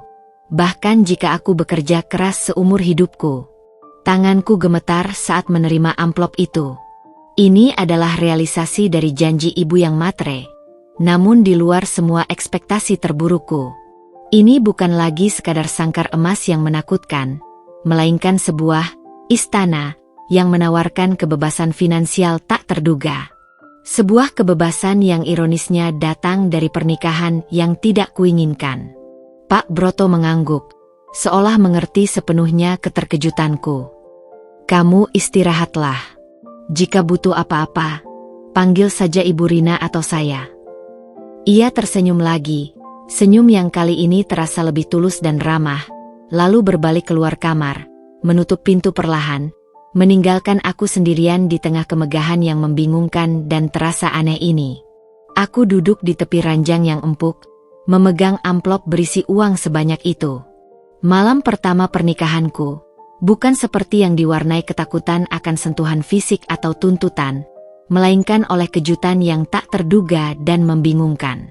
Sebuah perjanjian tak terucap yang memberikan kebebasan.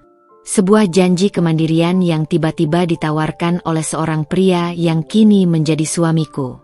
Konflik dalam diriku belum usai, namun kini ada pertanyaan baru yang lebih besar. Apa yang harus kulakukan dengan kebebasan dan harta ini? Bagaimana aku bisa menjalani hidup di istana ini, dengan janji dari orang asing yang kini adalah suamiku? Malam itu, di kamar megah yang sunyi, aku tidak bisa tidur. Jam dinding berdetak pelan.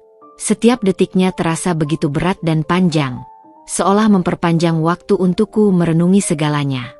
Amplop tebal yang berisi kartu ATM dan buku tabungan dengan angka 1 miliar rupiah itu tergeletak di meja samping ranjang, memancarkan aura dingin di bawah cahaya lampu tidur yang redup, seolah menjadi bukti nyata dari semua yang telah terjadi, sebuah fakta yang terlalu besar untuk kucerna. Aku mengambilnya. Jemariku gemetar saat membalik-balik buku tabungan itu. Angka 0 yang berjejer panjang terasa begitu absurd, tak masuk akal. Ini adalah jumlah uang yang tidak pernah bisa kubayangkan akan kugenggam seumur hidupku. Bahkan jika aku bekerja keras hingga tua. Ibu pasti akan sangat senang. Mungkin pingsan saking bahagianya jika tahu. Namun, yang kurasakan bukanlah setitik pun kegembiraan. Sebaliknya, ada gelombang kebingungan, kecemasan yang mendalam, dan sedikit rasa mual yang terus-menerus menggelayuti.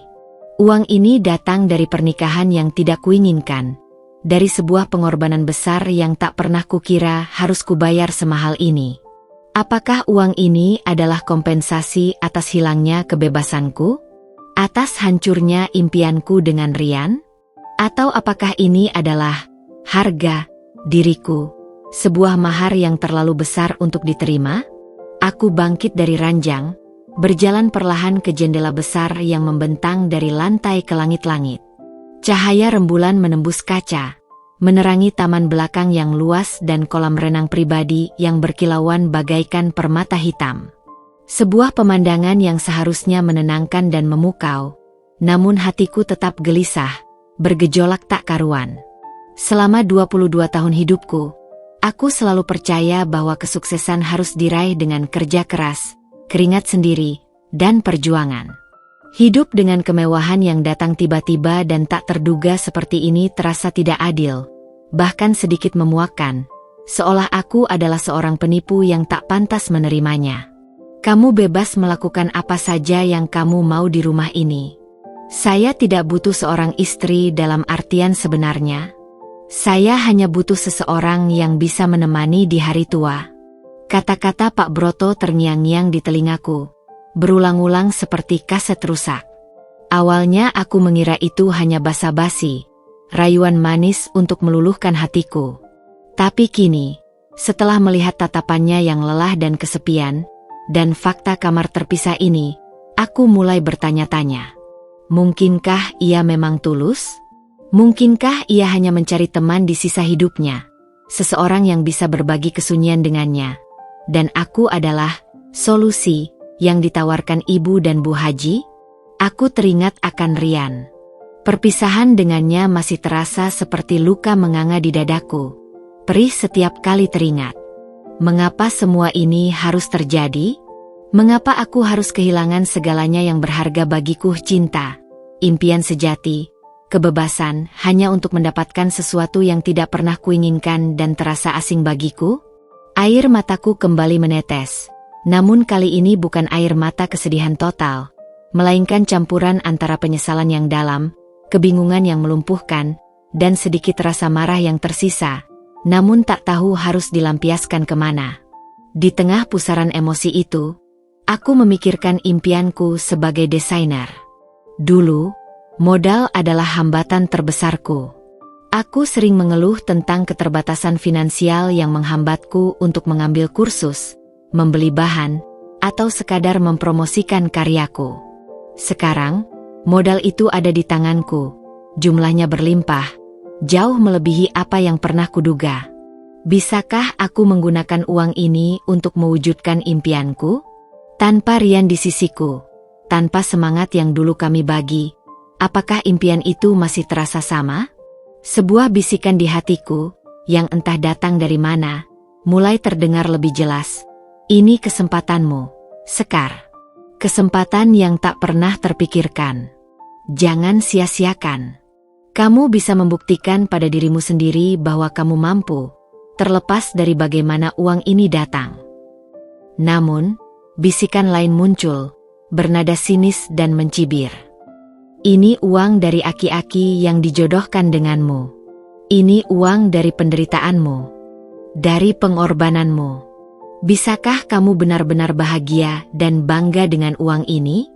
Apakah ini bukan hanya membenarkan perbuatan ibumu? Aku berjalan bolak-balik di kamar yang luas itu, seperti singa betina yang terperangkap dalam kandang emasnya sendiri. Lantai marmer yang dingin terasa seolah memijak kenyataan yang membingungkan. Kemewahan di sekelilingku terasa sangat kontras dengan kekosongan di dalam hatiku. Aku punya kebebasan fisik, punya harta melimpah, tapi tidak ada cinta, tidak ada Rian, dan tidak ada kebahagiaan sejati yang kurasakan.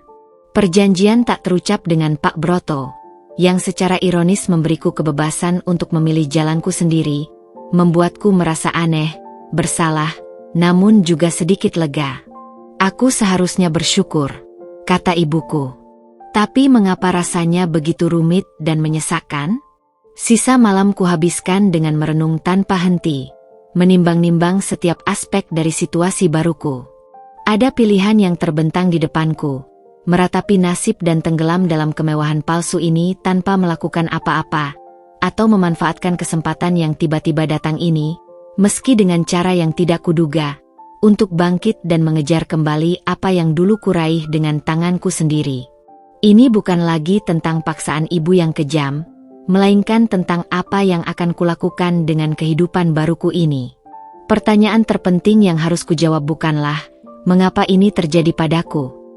Tapi, apa yang akan kulakukan sekarang untuk membentuk masa depanku sendiri, terlepas dari awal yang pahit ini? Keesokan harinya, aku terbangun dengan perasaan yang sedikit berbeda. Bukan lagi rasa hampa yang total, bukan lagi beban berat yang menindih seluruh jiwaku, melainkan campuran antara kecemasan yang samar dan secercah harapan yang kecil, namun cukup kuat untuk membuatku bangkit dari ranjang. Pagi itu, kamar megah ini tidak lagi terasa mencekik, melainkan seperti sebuah kanvas kosong yang menanti untuk dilukis. Aku menyibak tirai, membiarkan cahaya matahari pagi yang lembut membanjiri ruangan, menerangi setiap sudut. Ketika aku turun ke ruang makan, Pak Broto sudah duduk di meja bundar besar, menikmati sarapan bubur ayam yang mengepulkan asap tipis, ditemani Ibu Rina yang sigap menyiapkan teh hangat di sampingnya. Ia mengenakan kemeja batik lengan pendek berwarna kalem, wajahnya tampak segar meskipun kerutan di sekeliling matanya tak bisa menyembunyikan usianya. Pak Broto mengangkat pandangannya saat aku masuk, menyapaku dengan senyum tipis yang ramah, dan yang paling penting, tidak ada tuntutan apapun di matanya. Hanya tatapan tenang yang mengamati. "Selamat pagi, Sekar," sapanya. Suaranya terdahulu agak serak di pagi hari, namun tetap lembut. "Kamu mau sarapan apa? Biar Ibu Rina siapkan." "Bubur saja, Pak, kalau ada," jawabku, sedikit canggung. Ini adalah pertama kalinya kami berinteraksi di luar momen resmi atau perjanjian yang ia sampaikan semalam. Kecanggungan itu perlahan memudar seiring dengan aroma gurih bubur yang menggoda. Aku duduk di salah satu kursi, dan Ibu Rina segera menyajikan semangkuk bubur hangat dengan potongan ayam dan irisan cakwe di depanku. Selama sarapan, Pak Broto tidak banyak bicara. Ia hanya sesekali mengamati, sesekali menyeruput tehnya, dan kadang melirikku dengan tatapan yang sulit kuartikan, bukan tatapan ingin tahu yang mengganggu, melainkan lebih seperti pengamatan seorang pengamat. Aku merasa lebih nyaman dibandingkan saat makan malam canggung di restoran. Mungkin karena suasana rumah yang lebih santai, atau karena janji kebebasan yang telah ia sampaikan semalam, yang kini terasa nyata di benakku. Setelah sarapan, Pak Broto pamit untuk mengurus pekerjaannya. Ia akan pergi ke kantor. "Saya ada janji dengan klien. Kamu bisa gunakan waktu ini untuk istirahat, atau apapun yang kamu mau," katanya sebelum beranjak, meninggalkan aku sendirian di rumah besar itu, ditemani Ibu Rina yang sangat sigap dan beberapa asisten rumah tangga lainnya. Kesempatan itu datang lebih cepat dari yang kuduga. Setelah Pak Broto pergi, aku menghabiskan pagi itu dengan berpikir, menimbang-nimbang lagi semua yang telah terjadi, dari pertemuan dengan Bu Haji hingga janji Pak Broto semalam. Pikiran tentang Rian masih berkelebat, menyisakan perih. Namun, kali ini, ada sesuatu yang berbeda. Ada sebuah ide yang perlahan tumbuh di benakku, sebuah keberanian baru yang muncul dari dasar keputusasaan. Aku harus memanfaatkan ini. Aku tidak akan membiarkan uang ini menjadi belenggu yang mengikatku pada kehidupan yang tak kuinginkan. Aku akan mengubahnya menjadi jembatan menuju impianku. Aku meminta Ibu Rina untuk mengantarku ke sebuah toko buku besar di pusat kota. Aku tidak menyangka akan menemukan toko buku sebesar itu. Rak-rak buku menjulang tinggi, memanjang tak ada habisnya, dipenuhi ribuan judul buku dari berbagai genre. Mataku berbinar. Di sana, aku mencari buku-buku tentang desain busana, mulai dari dasar-dasar pola, teknik menjahit, ilustrasi mode, hingga sejarah mode dari berbagai era. Aku juga mencari buku tentang manajemen bisnis kecil, pemasaran digital, dan bahkan psikologi konsumen. Aku ingin tahu segalanya. Aku membeli banyak buku, menumpuknya tinggi-tinggi di keranjang belanjaku hingga nyaris tumpah. Beratnya tumpukan buku itu di tangan, dan kartu ATM di dompetku yang bisa membayar semuanya, terasa aneh namun memuaskan. Ada semangat yang perlahan bangkit dalam diriku, seperti api kecil yang mulai membara. Ini adalah langkah pertama, langkah kecil namun signifikan, sebuah deklarasi perang pada takdir yang telah ditentukan orang lain. Sepulang dari toko buku, tanpa membuang waktu, aku langsung kembali ke kamarku.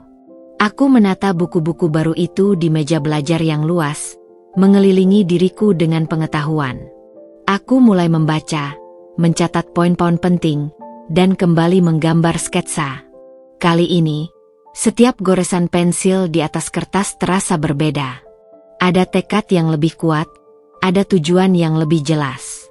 Aku tidak lagi menggambar untuk melarikan diri dari kenyataan yang menyakitkan, tapi untuk membangun masa depanku sendiri, untuk mewujudkan sesuatu yang nyata. Aku menggambar gaun-gaun dengan detail rumit, pakaian yang mencerminkan emosiku, dan bahkan mulai merancang logo untuk merek hipotetisku sendiri. Beberapa hari berikutnya, rutinitasku berubah drastis. Aku menghabiskan pagi dengan membaca dan belajar, memperdalam pengetahuanku tentang dunia mode yang begitu luas. Aku belajar tentang kain, warna, tekstur, dan bagaimana setiap elemen dapat menyampaikan pesan. Siang hari, aku kadang berjalan-jalan di sekitar kompleks perumahan, mengamati arsitektur rumah-rumah mewah yang beragam, mencari inspirasi dari bentuk, warna, dan material bangunan. Setiap detail kecil menjadi sumber ide. Aku juga seringkali menghabiskan waktu di taman belakang rumah, duduk di tepi kolam renang, sketsa di tangan, membiarkan imajinasiku terbang bebas. Pak Broto kadang pulang siang atau sore, dan ia selalu bertanya tentang kegiatanku, namun dengan nada yang santai. "Bagaimana harimu, Sekar? Sudah baca buku apa hari ini? Atau, sudah ada sketsa baru?" Aku menjawab jujur bahwa aku sedang belajar dan merancang. Ia hanya tersenyum dan mengangguk, tanpa komentar yang menghakimi, tanpa tuntutan untuk melakukan pekerjaan rumah tangga, atau bahkan sekadar basa-basi yang berlebihan. Ia terlihat puas dengan aktivitasku, seolah aku sedang menjalankan tugas penting. Interaksi kami sangat minimal, namun aku mulai merasakan adanya lapisan pengertian yang tipis di antara kami, meskipun tidak terucapkan. Meskipun aku mulai fokus pada impianku dan menemukan semangat baru, bayangan Rian masih sering muncul. Terkadang, saat sedang asyik menggambar, aku berhenti, menatap kosong ke kejauhan, memikirkan apa yang sedang ia lakukan, bagaimana perasaannya setelah perpisahan kami. Rasa bersalah karena meninggalkannya masih menghantui, sebuah beban yang kubawa dalam kesendirian. Namun, aku tahu aku tidak bisa terus-menerus terpuruk dalam kesedihan. Aku harus maju, untuk diriku sendiri, untuk membuktikan bahwa aku tidak menyerah pada hidup. Dan mungkin, suatu hari nanti, aku bisa membuktikan padanya bahwa keputusanku, meskipun menyakitkan dan memilukan, bukanlah tanpa alasan. Aku juga mulai mengambil langkah lebih jauh.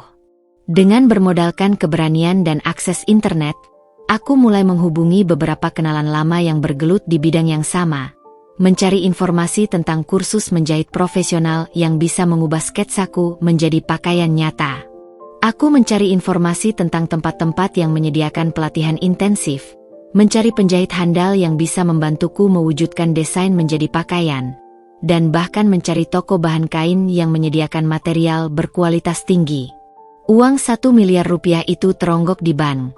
Belum banyak kusentuh selain untuk membeli buku-buku, namun keberadaannya memberikan rasa aman dan kepercayaan diri yang belum pernah kumiliki sebelumnya. Ini bukan lagi uang yang kubenci, melainkan sebuah alat, sebuah potensi yang bisa kubentuk sesuai keinginanku. Hari-hari berlalu dengan cepat, dan Sekar yang dulu pasrah, yang terkulai tak berdaya di bawah takdir, mulai menunjukkan tanda-tanda kehidupan yang nyata. Istana emas ini, yang awalnya terasa seperti penjara yang membelenggu kebebasanku, perlahan mulai berubah fungsi. Ia bukan lagi sangkar, melainkan sebuah studio besar. Sebuah laboratorium pribadi tempat aku bisa mewujudkan cita-citaku. Ini adalah permulaan dari sebuah babak baru, di mana aku, Sekar, akan menentukan nasibku sendiri. Beberapa minggu berlalu dengan cepat, seolah waktu memang berpihak padaku yang sedang menikmati kebebasan semu ini. Rutinitas baruku terasa menyenangkan, bahkan bisa dibilang sangat produktif. Aku mulai merasa betah di rumah Pak Broto, yang kini tak lagi terasa seperti sangkar emas yang mencekik, melainkan sebuah ruang kreasi yang luas dan memberiku privasi penuh. Aku menghabiskan sebagian besar waktuku di kamar, yang sudah kusesuaikan menjadi studio mini impianku. Meja rias mewah kini penuh dengan tumpukan sketsa, potongan kain perca berbagai warna dan tekstur, dan buku-buku desain yang berserakan di mana-mana. Aroma pensil warna, tinta, dan serat kain mendominasi. Aku sering menghabiskan waktu hingga larut malam, ditemani secangkir teh hangat dan bisikan ide-ide baru yang tak henti-hentinya bermunculan. Suatu sore yang cerah, ketika matahari mulai condong ke barat, Pak Broto pulang lebih awal dari biasanya. Aku sedang berada di taman belakang, mengamati bunga-bunga mawar yang sedang mekar dengan indahnya, mengagumi warna dan kelopaknya yang sempurna, mencari inspirasi untuk motif kain atau detail desain. Tiba-tiba, Ibu Rina menghampiriku dengan langkah tergesa dan wajah sedikit panik. "Nyonya Sekar, ada tamu," bisiknya, suaranya sedikit tertahan, matanya melirik cemas ke arah pintu utama rumah. "Ibu Anda datang, dan ada seseorang bersamanya." Jantungku berdegup kencang, iramanya tak beraturan. "Ibu? Dan seseorang bersamanya?" Firasat buruk yang sudah lama tak kurasakan kembali menyeruak, lebih kuat dari sebelumnya. Aku berjalan perlahan, langkahku terasa berat dan ragu, menuju ruang tamu. Setiap langkah seolah mempercepat detak jantungku. Dan di sanalah mereka. Ibu duduk tegak di sofa beludru mewah, dengan ekspresi bangga yang berlebihan terpancar di wajahnya, seolah ia adalah nyonya rumah sesungguhnya. Dan di sampingnya, duduk seorang wanita muda yang tampak familiar, meskipun aku tak bisa mengingat siapa dia. Wanita itu berparas cantik, dengan rambut panjang hitam tergerai indah hingga punggung, dan tatapan mata yang tajam, penuh selidik. "Sekar, ini dia pengantin baru kita yang cantik," seru ibu dengan suara yang terlalu keras, ceria yang dibuat-buat, dan jabat tangan yang terlalu erat. Ia menarikku mendekat. "Kenalan ini, Nak. Ini Ibu Rina, putri satu-satunya mendiang istri Pak Broto, almarhumah Ibu Amelia." Dunia seolah berhenti berputar. "Ibu Rina? Putri Pak Broto? Dia seusiaku? Atau mungkin sedikit lebih tua?" Dia tidak tersenyum. Bibirnya hanya membentuk garis tipis yang dingin. Matanya menatapku dari atas ke bawah, dari ujung rambut hingga ujung kaki, seolah menilai setiap inci keberadaanku, mencari cacat, mencari kelemahan. Aura permusuhan begitu kental terasa di udara di antara kami, menusuk seperti jarum es. "Selamat sore, Bu Rina," kataku, berusaha menjaga nada suaraku tetap tenang dan sopan, meskipun tanganku mulai dingin dan sedikit gemetar di balik punggung. Dia hanya mengangguk kaku, tanpa sedikit pun senyum. "Jadi ini yang namanya Sekar? Istri baru ayah?" Suaranya datar, namun penuh sindiran dan nada merendahkan yang jelas. Saya tidak menyangka ayah secepat ini mencari pengganti ibu. Apalagi yang seperti Anda. Kata "seperti Anda" diucapkan dengan penekanan yang merendahkan yang sangat jelas, seolah aku adalah sesuatu yang menjijikkan atau tak layak. Ibu segera menyahut, dengan wajah yang sedikit tegang namun berusaha tetap tersenyum. "Oh, Nona Rina, jangan salah sangka. Sekar ini anak baik-baik, rajin, penurut. Cocok sekali jadi pendamping Pak Broto di hari tuanya. Dia akan mengurus Pak Broto dengan baik." Aku merasa malu luar biasa. Wajahku panas membara. Ibu seolah sedang menjualku lagi, mengiklankan diriku dengan segala kelebihan yang ia reka, di depan putri sah suamiku sendiri. Aku bisa melihat Rina mengepalkan tangannya di samping tubuhnya, giginya menggertak, dan matanya menyiratkan kemarahan yang tertahan. Saya rasa ayah tidak butuh pendamping yang usianya jauh lebih muda dari saya, sahut Rina dingin, matanya beralih menatap ibu dengan jijik yang terang-terangan. Apalagi yang datangnya dari latar belakang yang tidak jelas. Dan masuk begitu saja ke rumah orang tanpa tahu sopan santun. Suasana mendadak hening dan mencekam. Hanya suara detak jam dinding yang terdengar. Ibu tampak terkejut dengan serangan langsung Rina. Wajahnya memucat. Aku sendiri merasa seperti sedang dihakimi di pengadilan.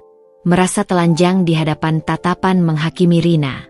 Ini adalah konflik yang tak terhindarkan. Konflik yang sedari awal kuduga akan datang. Namun tak pernah kukira akan secepat dan sepedas ini. Kehadiran Rina, putri sah dari pernikahan sebelumnya, adalah bom waktu yang baru saja meledak di tengah kedamaian semuku di rumah ini. Tepat pada saat itu, Pak Broto muncul dari dalam, mungkin mendengar keributan atau merasakan aura dingin yang tiba-tiba menyelimuti ruang tamu. "Rina, kamu sudah datang," sapanya, nadanya terdengar sedikit hati-hati, seolah merasakan ketegangan yang pekat. Ia melirik kami berdua, dan seolah merasakan ketegangan yang nyata, ia segera menambahkan, "Sekar, perkenalkan, ini putri saya, Rina." "Rina, ini Sekar, istri baru ayah." Rina membalas tatapan ayahnya dengan dingin, tanpa ekspresi hangat sedikit pun. "Sudah kenalan, yah? Dan saya rasa ada banyak hal yang perlu kita bicarakan. Berdua." Matanya melirikku dan ibu dengan penuh arti, seolah ingin berkata, "Kalian berdua, enyahlah." Jelas sekali ia ingin aku dan ibu menyingkir. Segera. Aku merasakan Pak Broto menghela napas tipis. Ekspresinya berubah menjadi sedikit lelah. Aku tahu, ini adalah permulaan dari babak baru dalam hidupku di rumah ini, yang jauh lebih kompleks dan penuh tantangan. Konflik dengan ibu adalah satu hal. Tetapi konflik dengan putri sah suamiku, yang jelas-jelas menganggapku sebagai musuh, adalah level yang sama sekali berbeda. Bayangan masa lalu, yang selama ini coba kutekankan dengan impian baruku, kini muncul ke permukaan, menuntut penjelasan dan mungkin saja, haknya yang selama ini tak pernah terusik. Perasaan tak aman kembali menyelimutiku. Setelah pertemuan yang menguras emosi itu, suasana di rumah megah Pak Broto berubah drastis. Kecanggungan yang tadinya hanya samar, kini menjadi nyata, pekat menyelimuti setiap sudut ruangan, bahkan terasa hingga ke sela-sela napasku. Ibu, yang biasanya cerewet dan penuh perhitungan, tiba-tiba menjadi sangat pendiam. Ia tampak gelisah, sesekali menghela napas panjang, dan aku melihatnya sesekali melirikku dengan tatapan bersalah yang kentara dan sedikit takut.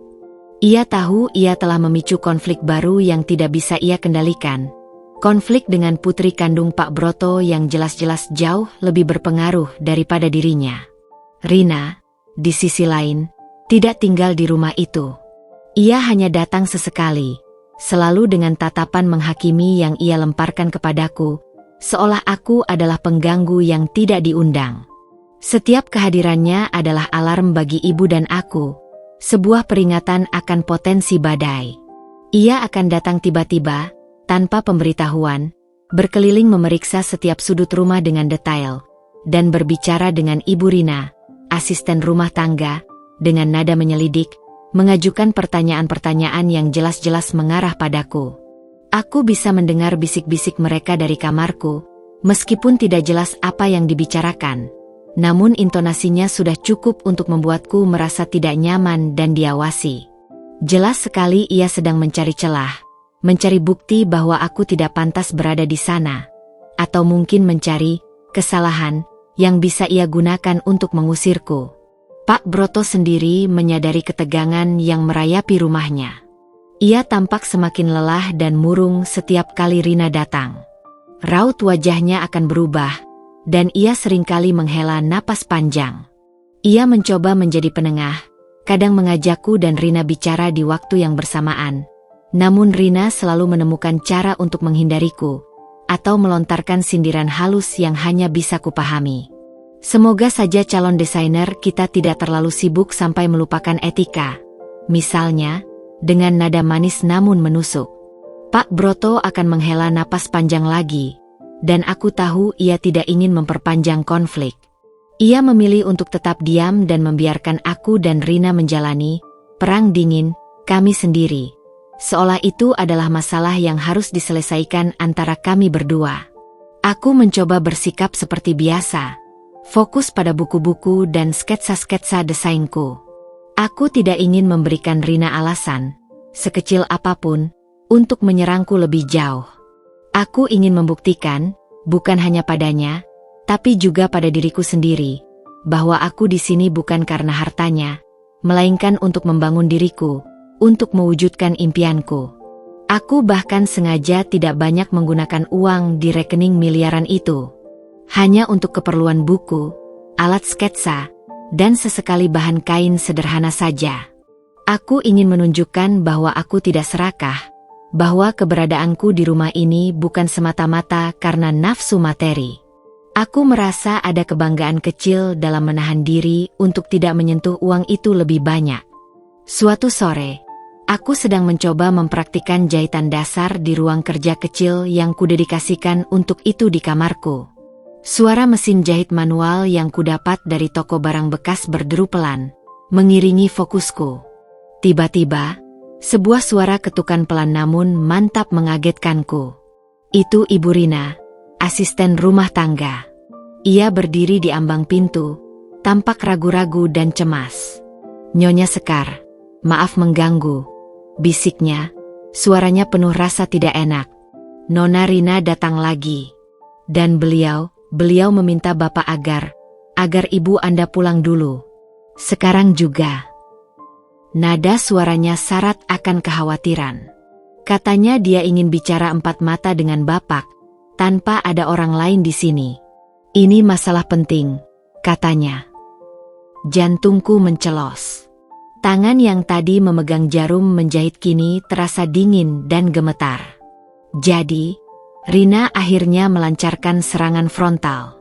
Aku tahu ini akan terjadi. Ia ingin menyingkirkan ibu, lalu mungkin aku juga, atau setidaknya membuat posisiku semakin tidak nyaman. Ibu sudah menjadi duri dalam daging bagi Rina, mengingat betapa terbuka dan maternya ibu selama ini, dan bagaimana ia terang-terangan menunjukkan ketertarikan pada harta Pak Broto. Aku menghela napas, menatap Ibu Rina, mataku mencari pengertian.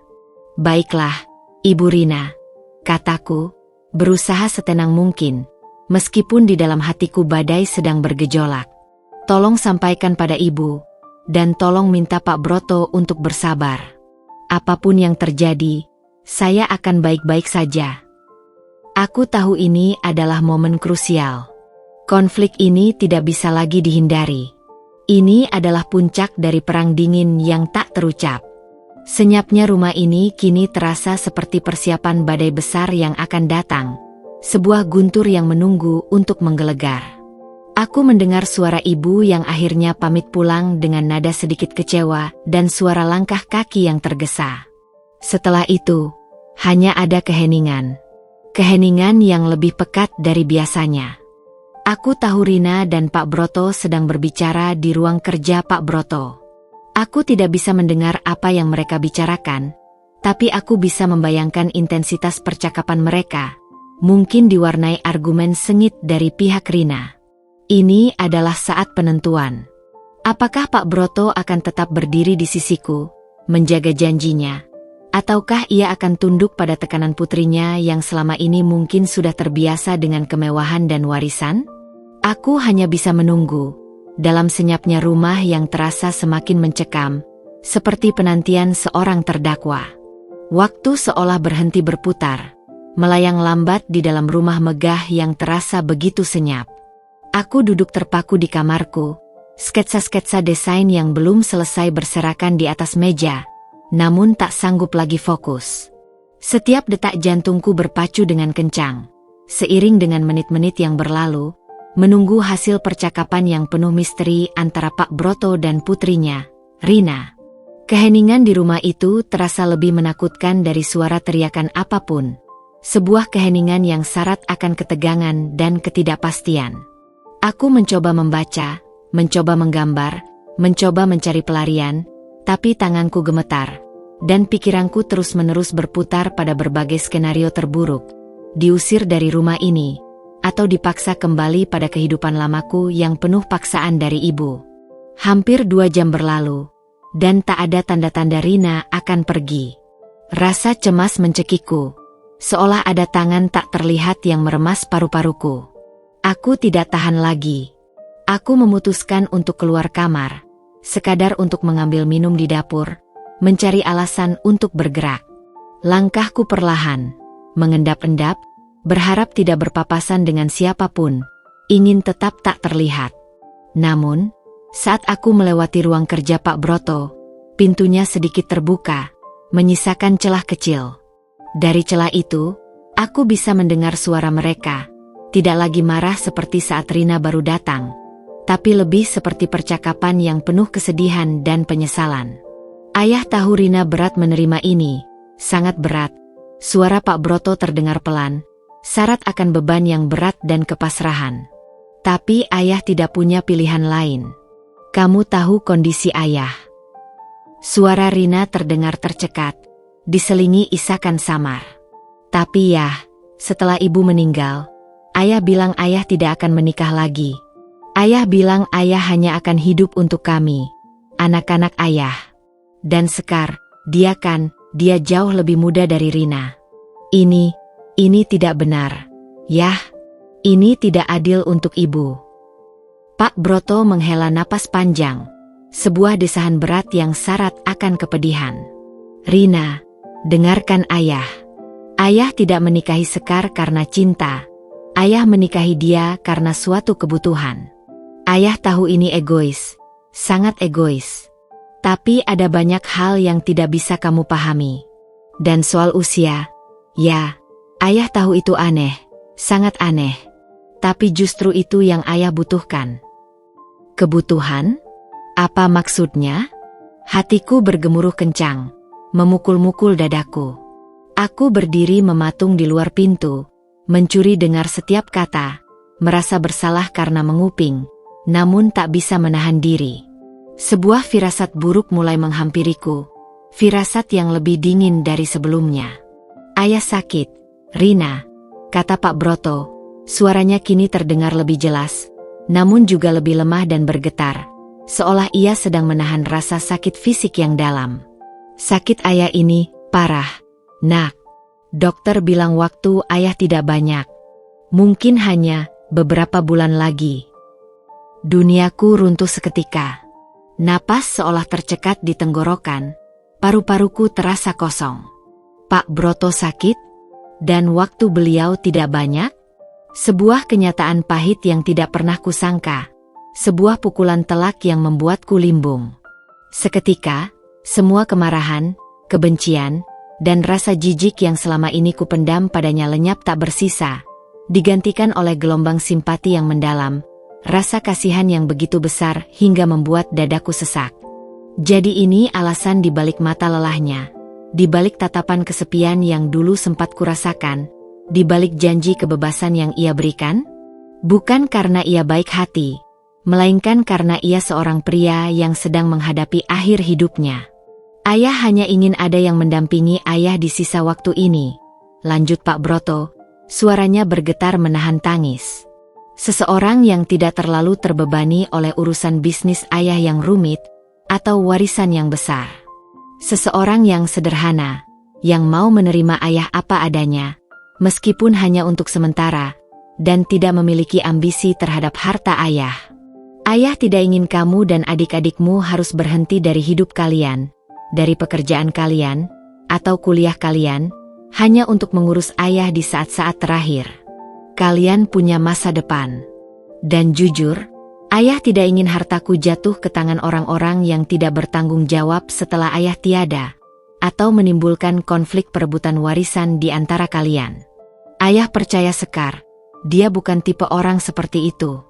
Ibu Rina, asisten rumah tangga, yang merekomendasikannya, dia bilang Sekar gadis baik dan tidak matre. Aku merasakan mataku panas. Air mata mulai mengalir deras membasahi pipiku, bukan lagi air mata kesedihan pribadi, melainkan air mata simpati dan pengertian. Jadi, ini adalah kebenaran di balik semua ini. Aku adalah istri sementara bagi seorang pria yang sakit parah, seorang penjaga warisan agar tidak jatuh ke tangan yang salah, seseorang yang diharapkan tidak memiliki agenda tersembunyi. Perjodohan ini adalah sebuah perjanjian bisnis yang disamarkan, sebuah solusi terakhir bagi seorang pria yang sedang sekarat. Dan aku, Sekar, yang datang dengan penuh kebencian dan rasa terpaksa, kini menjadi bagian dari rencana terakhirnya. Tak lama setelah itu, aku mendengar suara langkah kaki Rina yang tergesa. Ia keluar dari ruang kerja, wajahnya basah oleh air mata, namun tatapannya kini berubah drastis dari amarah menjadi kesedihan, dari jijik menjadi penyesalan. Ia melihatku berdiri di sana, di dekat pintu, dengan mata yang juga sembab. Mata kami bertemu. Aku melihat kekagetan di wajahnya saat ia menyadari aku telah mendengar semuanya. Lalu kesedihan yang mendalam, dan akhirnya sedikit penyesalan yang terlihat jelas. Ia mendekatiku perlahan, langkahnya ragu. Sekar. Panggilnya, suaranya serak dan parau karena menangis. Aku minta maaf. Ia berhenti sejenak, menghela napas berat. Aku tidak tahu. Ayah tidak pernah cerita tentang sakitnya.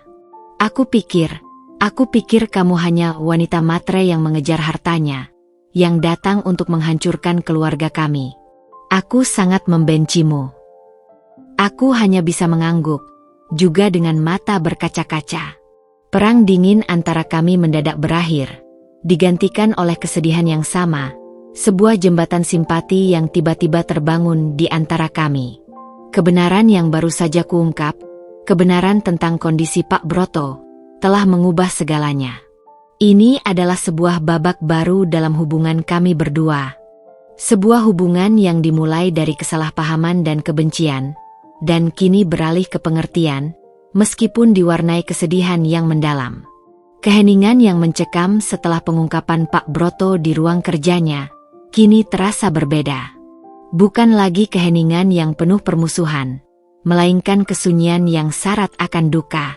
Rina, dengan wajah sembab dan mata merah, berdiri di hadapanku. Permintaan maafnya, meskipun terbata-bata, terasa tulus.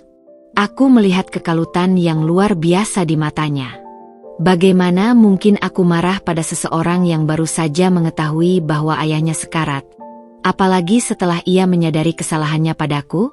Aku benar-benar minta maaf, Sekar, ulang Rina, suaranya kini lebih pelan, penuh penyesalan. Aku tidak tahu. Aku pikir ayah tiba-tiba gila dan menikahimu karena nafsu. Aku terlalu egois, terlalu memikirkan diriku sendiri dan warisan. Aku tidak pernah tahu bahwa ayah sakit separah ini. Dia selalu menyembunyikannya dari kami. Ia mengusap air matanya kasar, lalu menatapku lekat. Jadi, kamu juga tidak tahu tentang ini sebelumnya? Aku menggeleng pelan. Tidak, Rina. Aku hanya tahu aku dijodohkan karena ibu ingin aku menikah dengan orang kaya.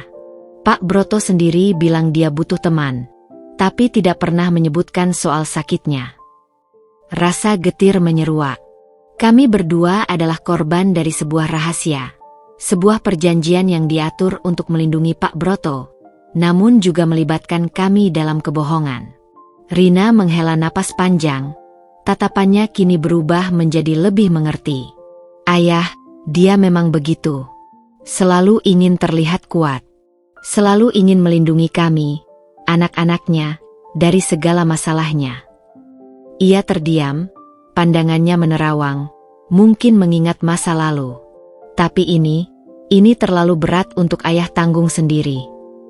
Sejenak, kami terdiam, berbagi kesedihan yang sama. Batasan antara istri baru yang matre dan putri yang marah perlahan mulai runtuh, digantikan oleh dua jiwa yang sama-sama terluka oleh kenyataan pahit. Inilah titik awal dari sebuah jembatan yang dibangun di atas kesedihan.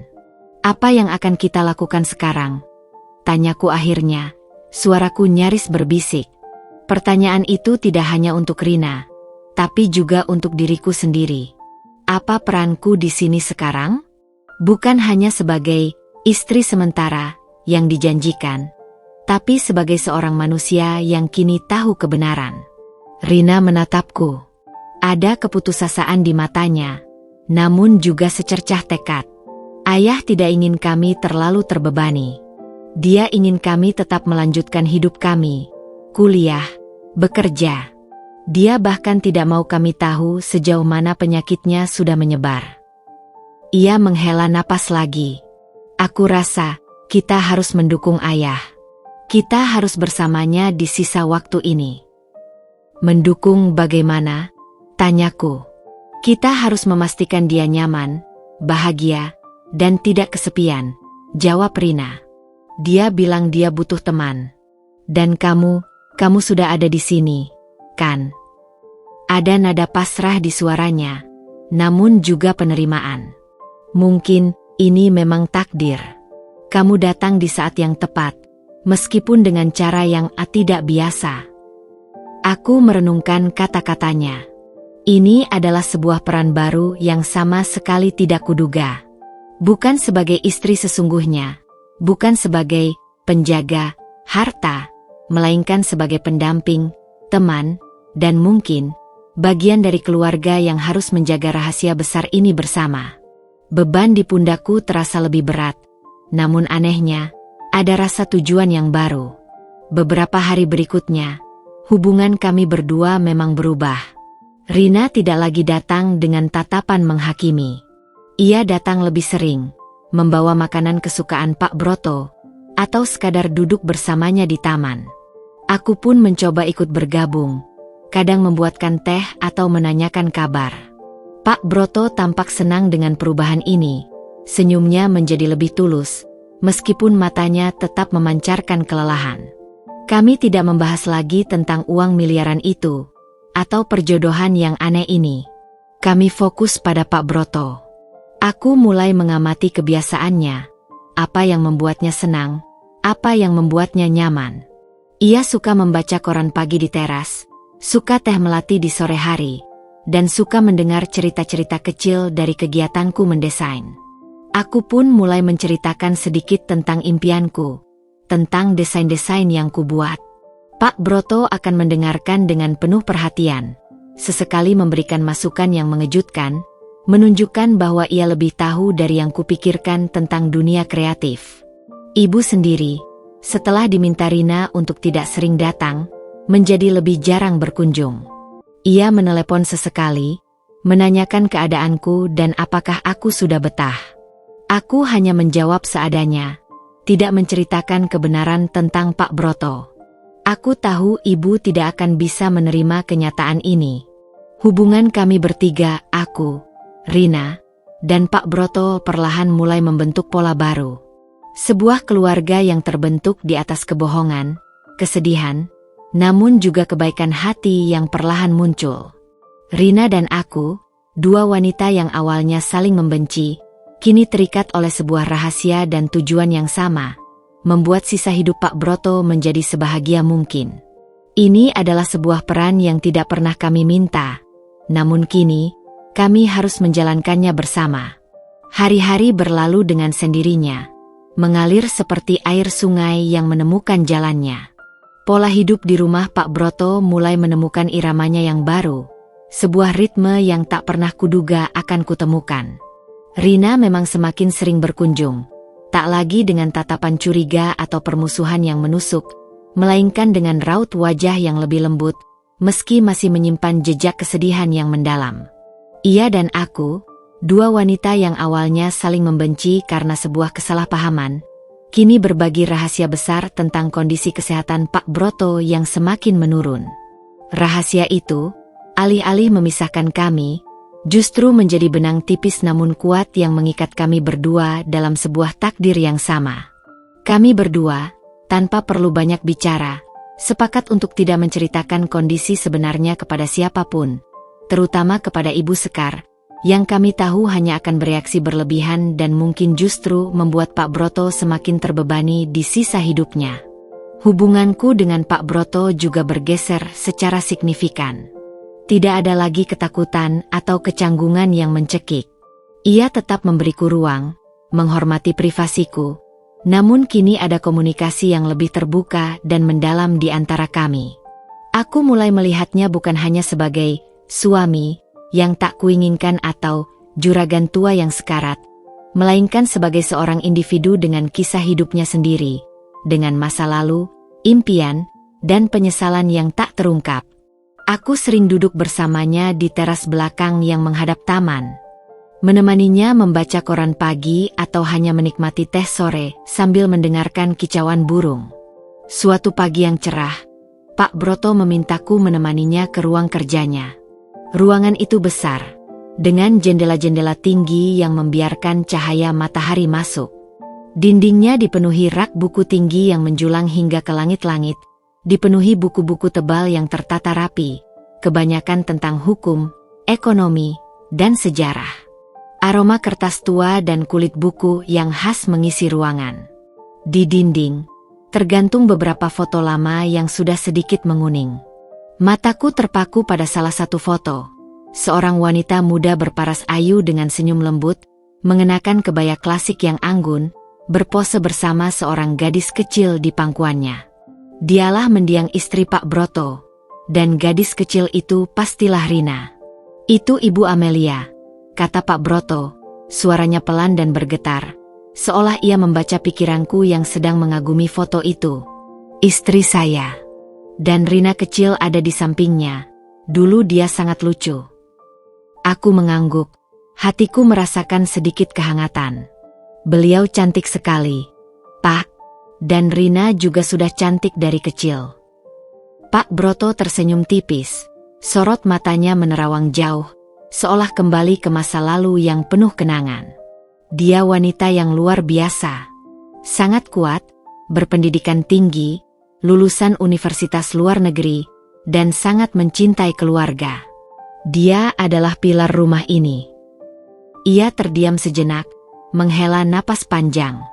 Kamu tahu, Sekar, Ibu Amelia dulu juga sangat menyukai seni.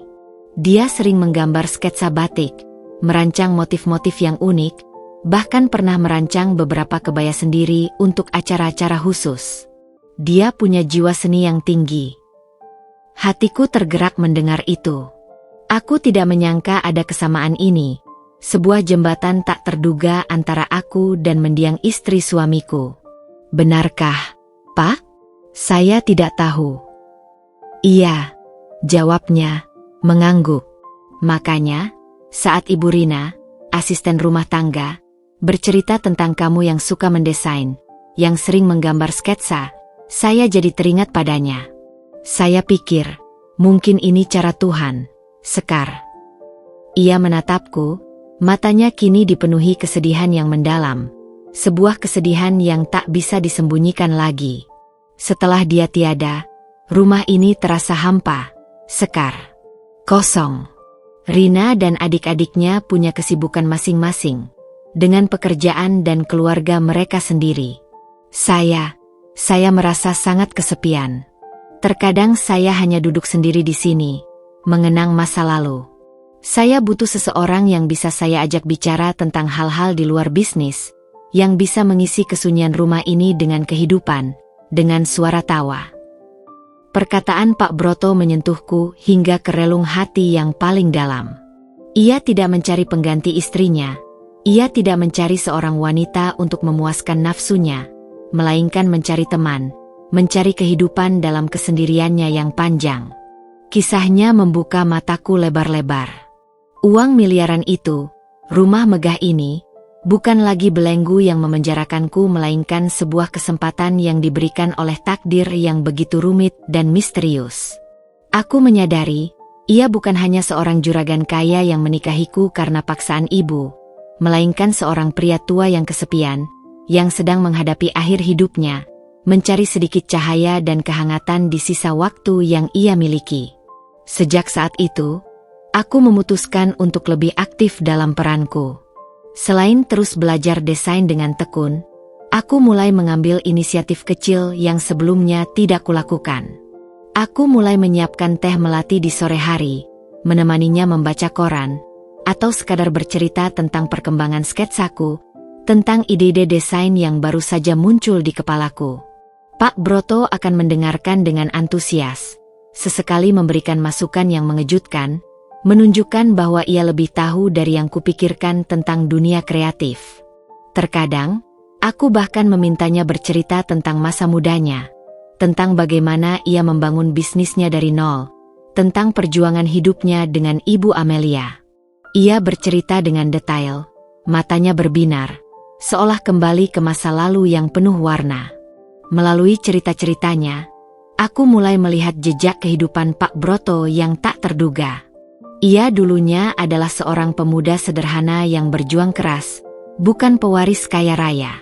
Kekayaannya didapat dari keringat dan kerja keras, dari jatuh bangun menghadapi penipuan, persaingan ketat, dan bahkan kehilangan besar. Kisah-kisah itu memberiku perspektif baru tentang kehidupan. Hidup ini memang penuh perjuangan, dan setiap orang, sekaya apapun, memiliki beban dan kisahnya sendiri, sebuah gunung es yang hanya terlihat puncaknya. Satu sore, saat aku sedang asyik menggambar di taman belakang, sketsa gaun dengan motif bunga mawar yang baru saja kulihat, Pak Broto datang menghampiri. Ia tidak mengatakan apa-apa, hanya duduk di kursi taman di sampingku, mengamati sketsaku dengan seksama. Setelah beberapa saat hening, ia berujar, "Cantik, Sekar. Kamu memang punya bakat. Garismu bersih, dan idemu segar. Kamu mengingatkan saya pada mendiang istri saya." Pujian itu terasa berbeda dari pujian-pujian kosong yang biasa kudengar dari ibu. Ada ketulusan yang mendalam di dalamnya, sebuah pengakuan yang membuatku tersenyum. Senyuman itu bukan lagi senyum yang dipaksakan, bukan lagi senyum yang dingin, melainkan senyum yang tulus, sebuah kebahagiaan sederhana yang perlahan tumbuh di tengah kemewahan dan rahasia besar yang kami jaga. Aku tidak lagi merasa sebagai tahanan di istana emas ini, melainkan seseorang yang memiliki tujuan, dan sebuah peran yang, meski tak terduga, kini mulai kuterima dengan lapang dada dan penuh pengertian.